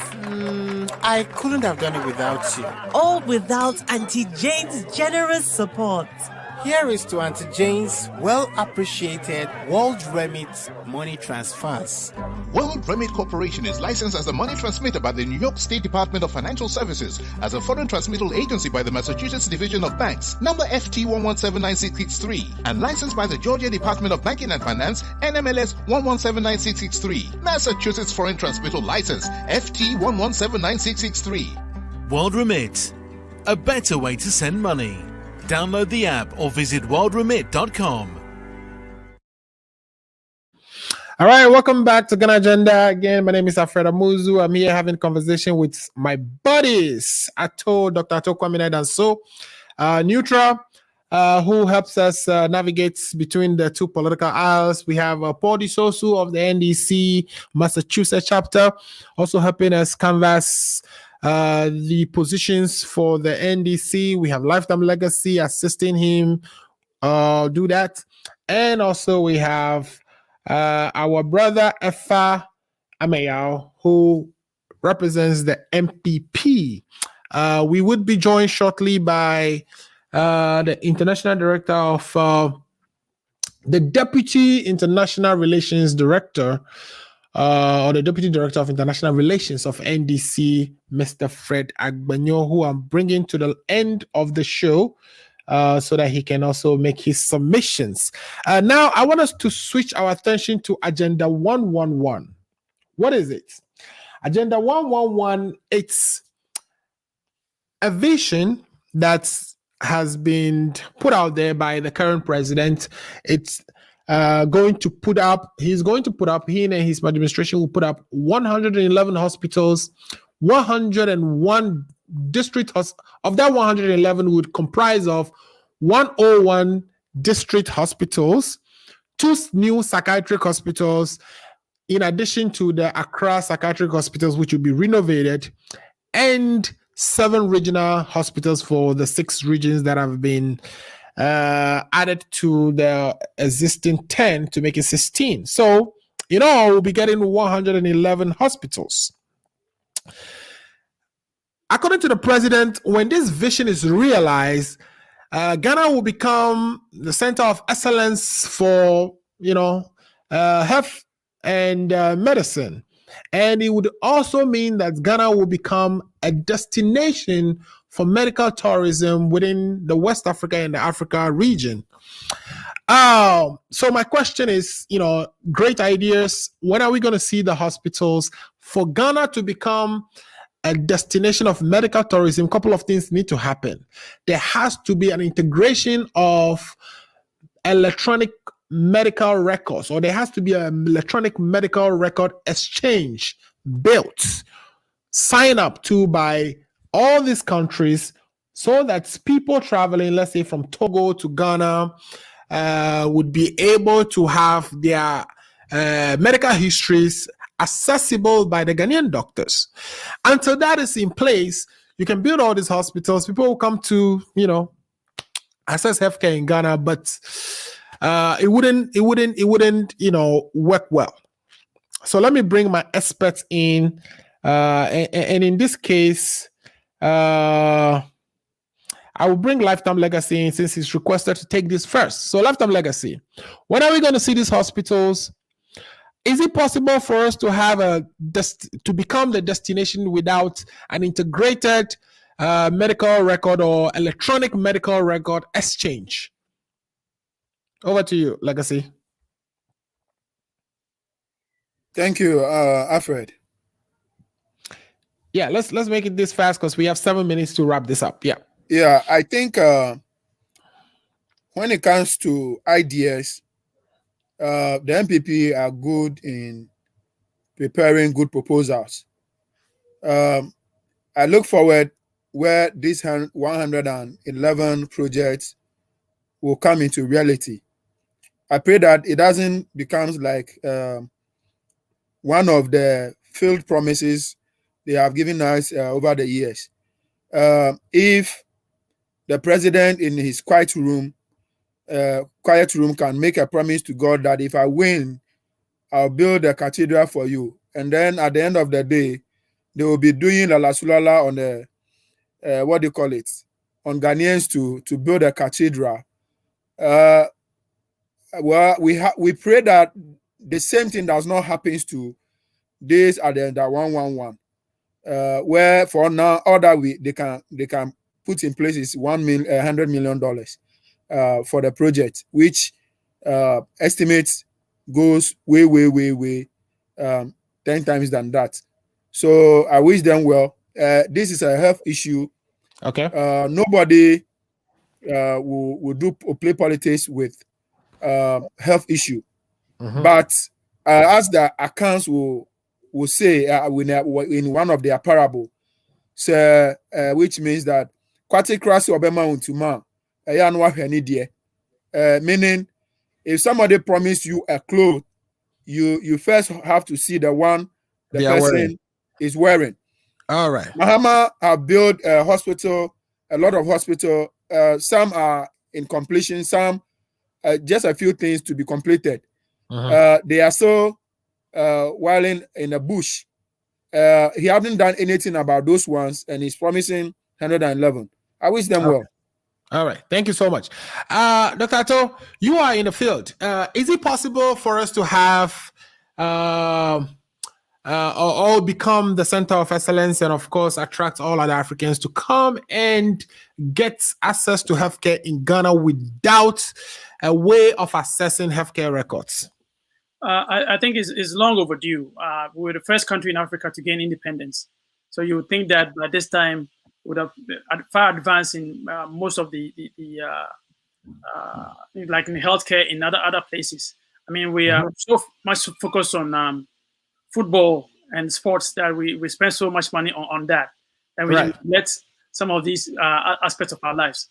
And it's sad that we have all these government officials traveling to South Africa and other parts of the world for healthcare. So I am very optimistic. I won't be pessimistic like the NDC is always doing. I'm optimistic that the government will be able to. Depending on the issue, the MPP is pessimistic, depending on the issue too. Right. Yes, that's right. That's right. On paper, everything looks really good. And I wouldn't want the government to be in a haste to complete this. Because you're talking about being a beacon of hope for Africa and one-stop place where people will come for healthcare. So although I am eager to see this done and started as soon as possible, I don't want the government to rush in just because there's an election 2024, they'll start doing everything before that time. And if the government is unable to deliver, then they shoot themselves in their foot. Then they give the government back to the NDC. So I am really happy as a healthcare professional that we have some of these things coming, especially in the psychiatry. These things coming up. But I hope it would not just be just on paper and then someone comes over to follow up and it doesn't really materialize. So those are my comments. Wonderful. All right, let me bring in I don't know if Efa is still listening. Efa, are you still with us? Otherwise, okay, Efa is with us. Efa, what do you think about this? And when are we going to see the first hospitals built? Okay, hold on. Let me see if maybe Efa. Okay, Efa, can you hear me now? No, can you hear me? I can hear you. Go ahead. Yes. Please tell us. Before that, I want to respond to the violence that Lifetime Legacy was trying to put Nanado in. Yeah, we have 3 minutes to go, so if you can make it fast. Oh, even if I'm done, just let me go. But I need to respond to that part. Now, here we have an ex-president who stood on stage and said, when it comes to violence, nobody can beat us. And that we came from revolution, and we know what the PNDC era was, even the election, the beginning of our elections in the country. We all can agree that maybe, just maybe, Mahama does not mean what he said, just as this man said. We all can agree on that. But to, equalize with all die be die and try to say that Nanado is violent, I can give you a series of examples and other things. And if somebody has told you that I am this, and you guys are here blaming Nanado for those who were killed in the elections, that he should do what? That Mahama said he won, right? And then he went to the Supreme Court that nobody won. He won. He said nobody won, right? No. The first press conference is we've won the elections and that we are not going to accept anybody to change the verdict, so that people should go on the streets. That was the first thing that came. I don't think won the parliament. They won the distance. Now, here is the problem. They are here and they are saying there are different numbers, right? What number do they have? What number? When you did your collation, because when we went to the Supreme Court in 2013. We went there with our pink sheets that this is what we have. That was why we were able to convince them for forensic auditing, for them to come up with a verdict, which convinced 4 of them that these people have a case. But you went there and they asked you, what have you brought? We printed ballot papers to cover you. Right. Okay, I'd like for you to tell me about the 111 before. Don't worry if I don't make a comment on it. So it is irresponsible that if we all should agree that all that wasn't the case, shouldn't have come. And this one, we're trying to justify it this way. And then they're trying to say the man did not say that a free Yankra did not say he's going to arm them with bullets and he said if you can find the audio or video where a free Yankra says people will be, armed, bring it up. We'll play it on the show. I'm not a news media. Okay, we don't cover most of the things we say here are based on what we've read in there. Has a free Yankra taken on the media outlet that reported it and they're asking me for the audio? Somebody has put out there, you know them. You asking me for the audio. Check them on. Right. I think he was on a show yesterday or so rebutting that. But I mean, that's not a point. That's not a topic for today. So we can bring that up and discuss. Now, what I need is before you go, if you can, please make 1 or 2 comments about 111. So 111, just as Dr. Atto said, it's long overdue. Right? What we are expecting from the others and all of us as Ghanaians is to follow through. It has just been launched, right? We follow and make sure that every district health needs is brought to the doorsteps of our people. Case closed. So when do you think we're going to see the first one? Oh, they've given us 12 to 18 months. It's not even up to 1 month. And it almost sounds like this is how we end up getting projects in the bush, right? Because the position is not necessarily for this project, and you are announcing this project very close to when the next selection is going to come, and you're giving that time, right? No. It's not up to the next election. By 2024, all these things should have been done. Yeah, by the timeline given, right? If they add delay to it, it should be 24 months. If they add delay, let's even say it delays, and 24 months is 2 years from now, right? So we are not talking about 2024. No. Okay? The same thing that greeted the health insurance in the first place, the same skepticism that told us that we couldn't do so many things. It is the same skepticism that is greeting this. And it is all for political purpose. Oh, we can't do this. We can't do this. We have to do this. Now, talking about hospitals, they keep making, and they know the contract they sign when it comes to some of these hospitals, Sewua and all that.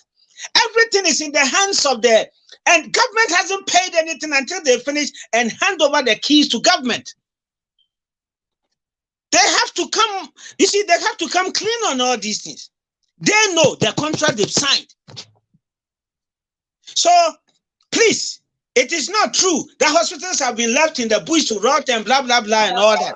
Right. Okay. Yeah. So the long and short of all that I'm saying is that this is good.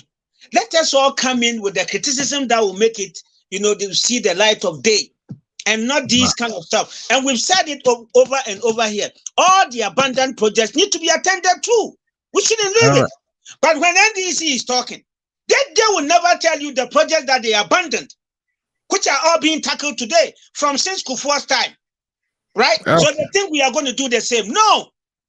Even those projects that have been left, 40 years are being tackled. The NDC will say something about schools being left in the bush as well. But I know you've made your point. I want to bring in Paul, but I need you to kind of just wrap it up quickly. Let's do 30 seconds, wrap it up, so I can bring Paul in, and then we'll have Fred Agbonyo join us. Okay, so to wrap it up, today the discussion has centered. No. We're not doing the final words here. I'm just saying wrap up the agenda 111. Oh yeah. What I'm saying is that this government means business. We haven't given the timeline to transcend this administration going into after the next election or stuff. That is what tells you that we are serious. This is not for politics. This is not for anything. Ghanaians need it and they must get it.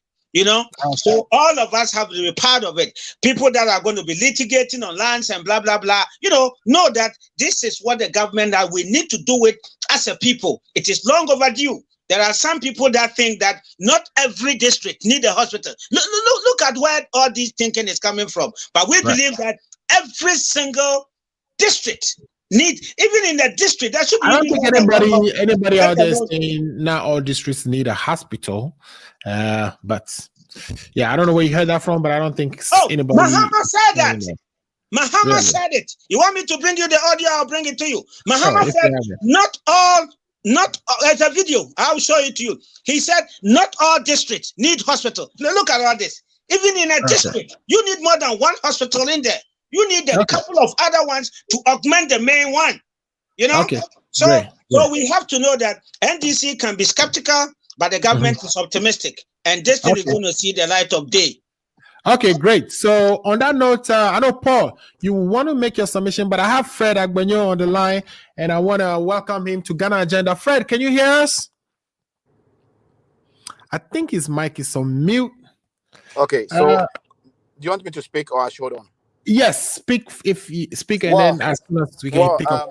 Well, my brother Ifa once again just came to, contradict himself right now. I'm still daring him that if he has the tape, or you should go and look for the tape, that Elvis Efre Ankara stated that they're going to give guns to people at the police station. There is no such a tape. I am daring him. He said, and he stated that he's not a news media for him to go and look for the tape.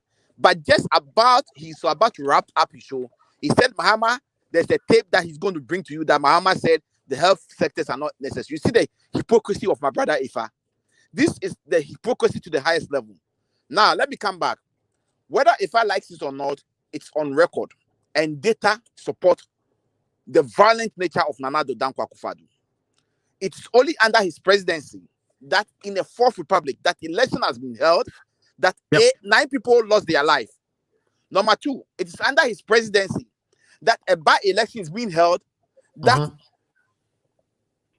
rascals, hooligans, were sent to cause violence at the police station. And when a committee he set up came to look into the issue, when they invited the IGP then stated on record that he has no knowledge about those people. He doesn't know where they came from. He doesn't have nothing to do with them. So I want to state it that Nana Addo is a violent person. He keep on to remain a violent person. And if they think they want to equalize that with His Excellency John Dramani Mahama, that's not going to work. His Excellency John Dramani Mahama is a peaceful person. Do or die is something that we all support.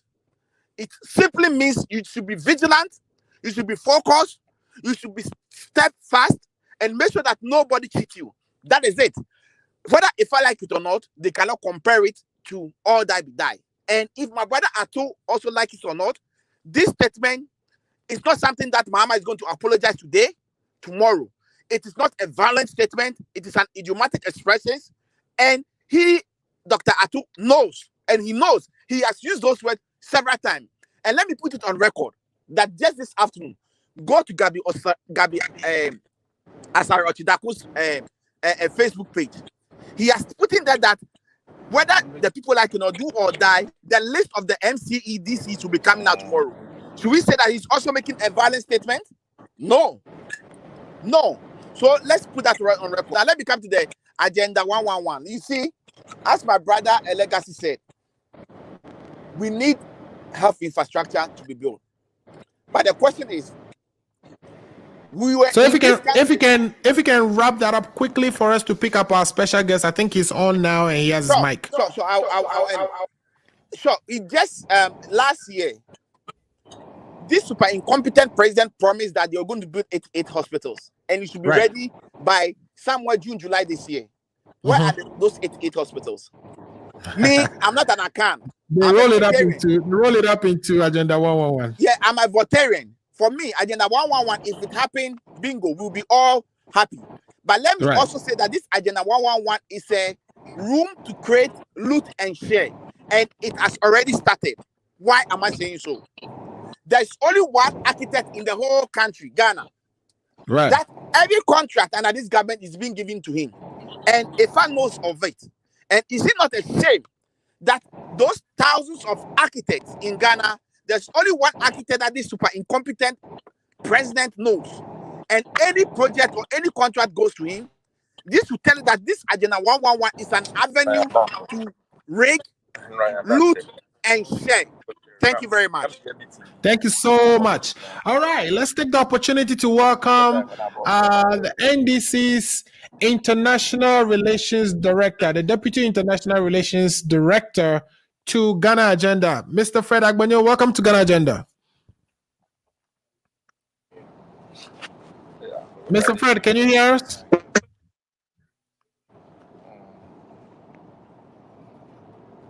Yeah, I think we're still having sound problem with Fred. Fred Agbanyo, if you can hear us, can you say something so we can see if we can pick up your sound?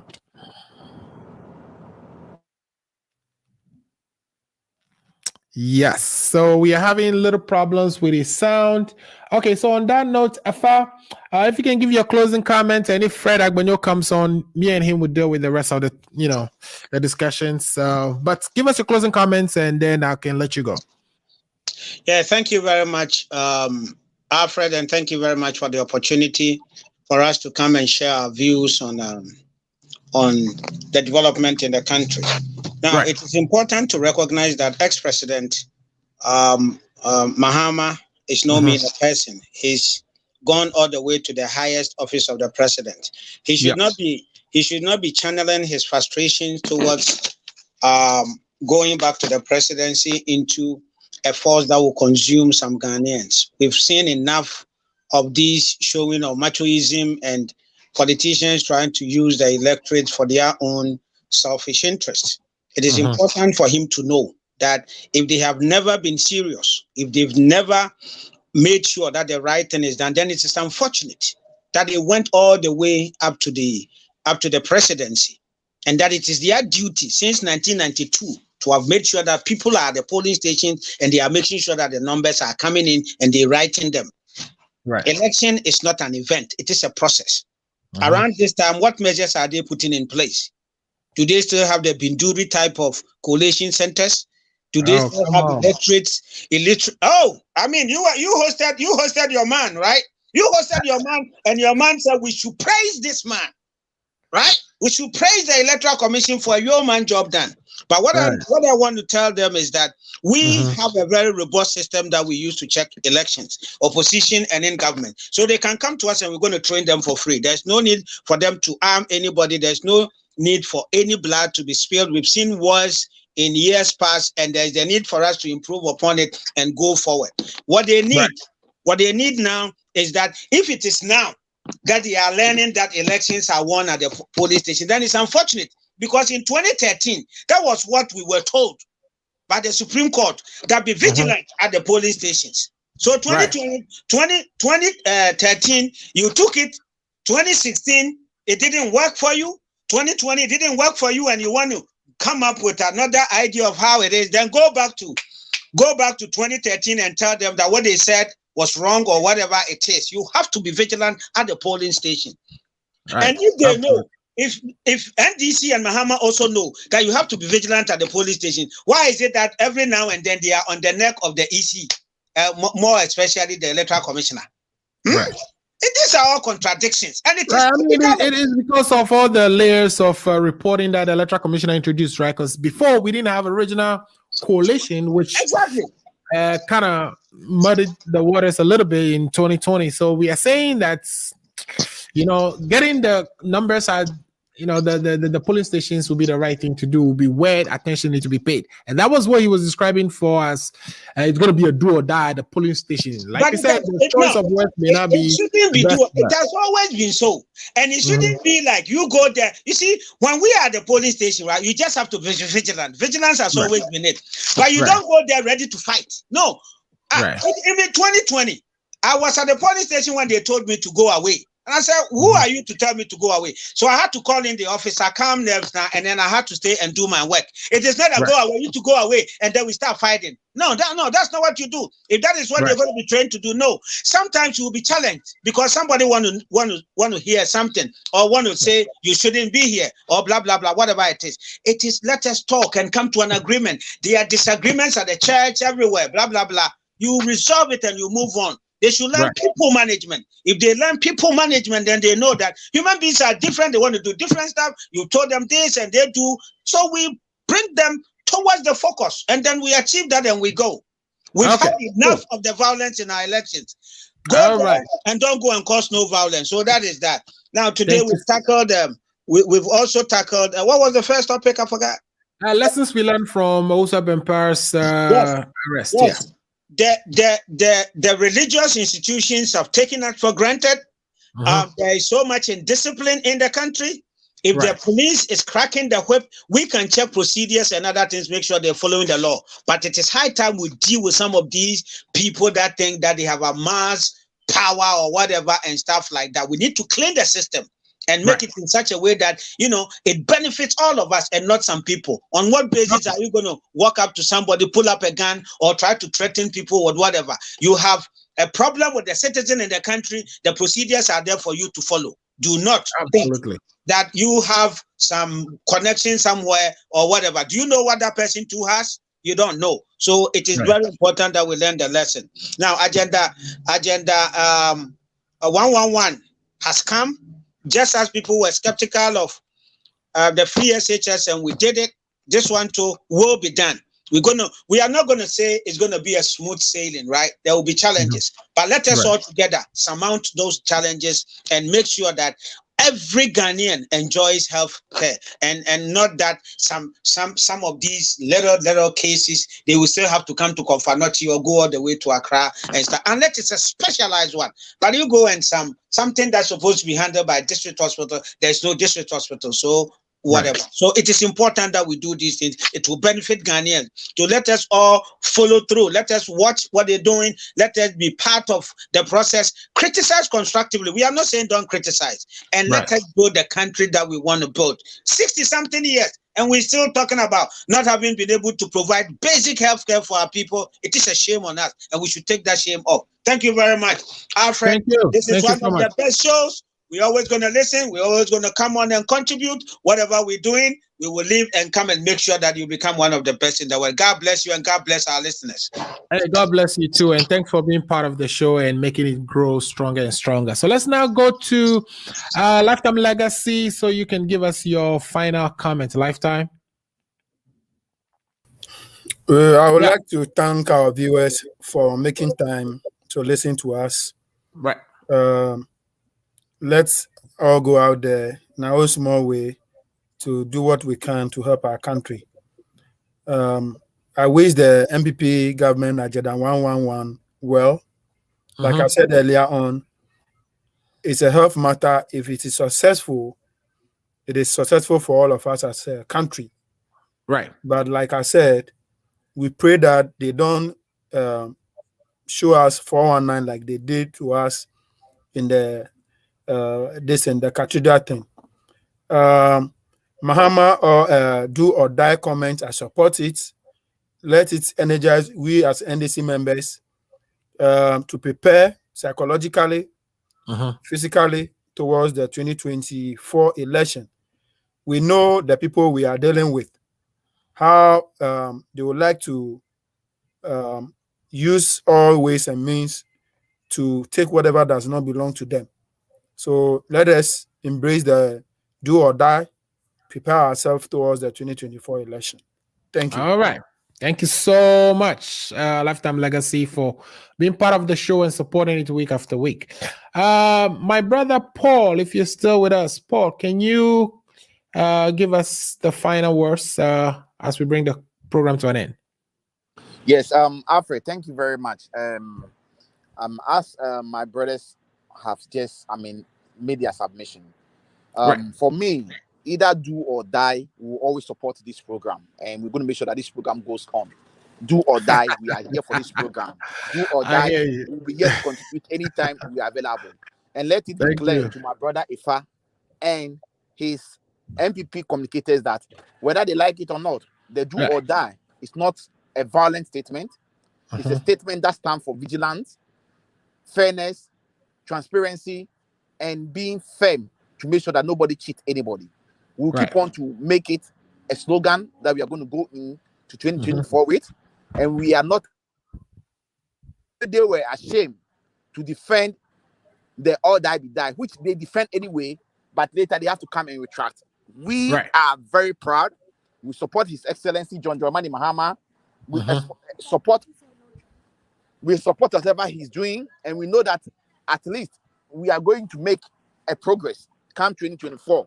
All the odds is on our side. Everything shows that we are the best party, and the election that was rigged, the Ghanaians have seen it. The hardship that is going on, Ghanaians have seen it, and we are ready, battle ready, and we are going to take power back in 2024 to prevent this country from retrogressing as the NDPP has done. The country is retrogressing under Nana Addo government, and we'll make sure that the country will not retrogress under Nana Addo's government. This is what I want to say, and thank you very much for granting us the opportunity. Thank you very much for giving us the chance to come into your show to make our submission. We appreciate it very much. My greetings to our deputy, if he's on the line. I appreciate him very much and thank him for gracing the occasion last week at Ohio. I salute him, and he should extend my greetings to the director as well. Thank you. Thank you so much. So you're talking about Mamia Badazi in terms of the director there of NDC USA, who organized the mini conference for NDC USA last Saturday. All right, listeners and viewers, that is our show. We were trying hard to bring the Deputy Director of International Relations of NDC on, but we've had some technical challenges.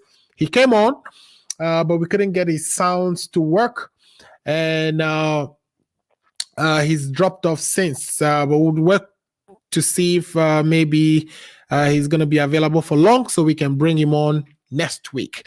This has been the Ghana Agenda. Today we've had great discussions. We talked about Owusu Bempah and his arrest, whether that is a signal to everyone that, you know, the new IGP actually means business. And we hope and pray that this is not just a one-off. And it's also our wish that his case goes through the legal process or the court process without any interference, because we are very much aware that he has friends in high places.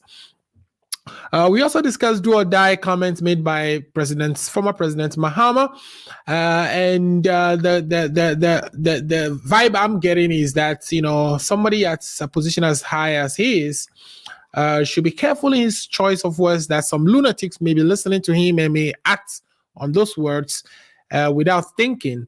But the NDC supporters, of course, and Paul and Lifetime Legacy would want me to believe that this time around, it's not going to be easy at the polling stations, that they will be vigilant, they will pay attention, that they will collect all the votes that belongs to them and make sure they are not cheated, and make sure they also don't cheat the opponent party, which is what we all want to see. We want a fair election where the will of the people actually runs the day.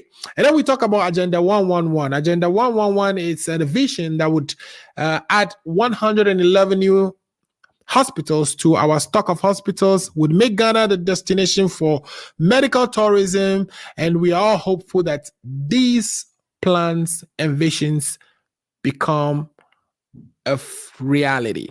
On that note, I would like to say thanks you all for watching, those who shared our link and those who joined us for the first time. This program is on every Saturday between 2 p.m. and if you're in Ghana, that is 6 p.m. GMT.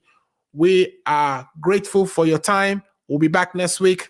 Please, if you haven't seen the whole thing from the beginning, go and replay. My name is Alfred Owusu. Thanks for watching again, and we will see you next week. On that note, I will leave you with which one? Are you 65 years or older? Good news.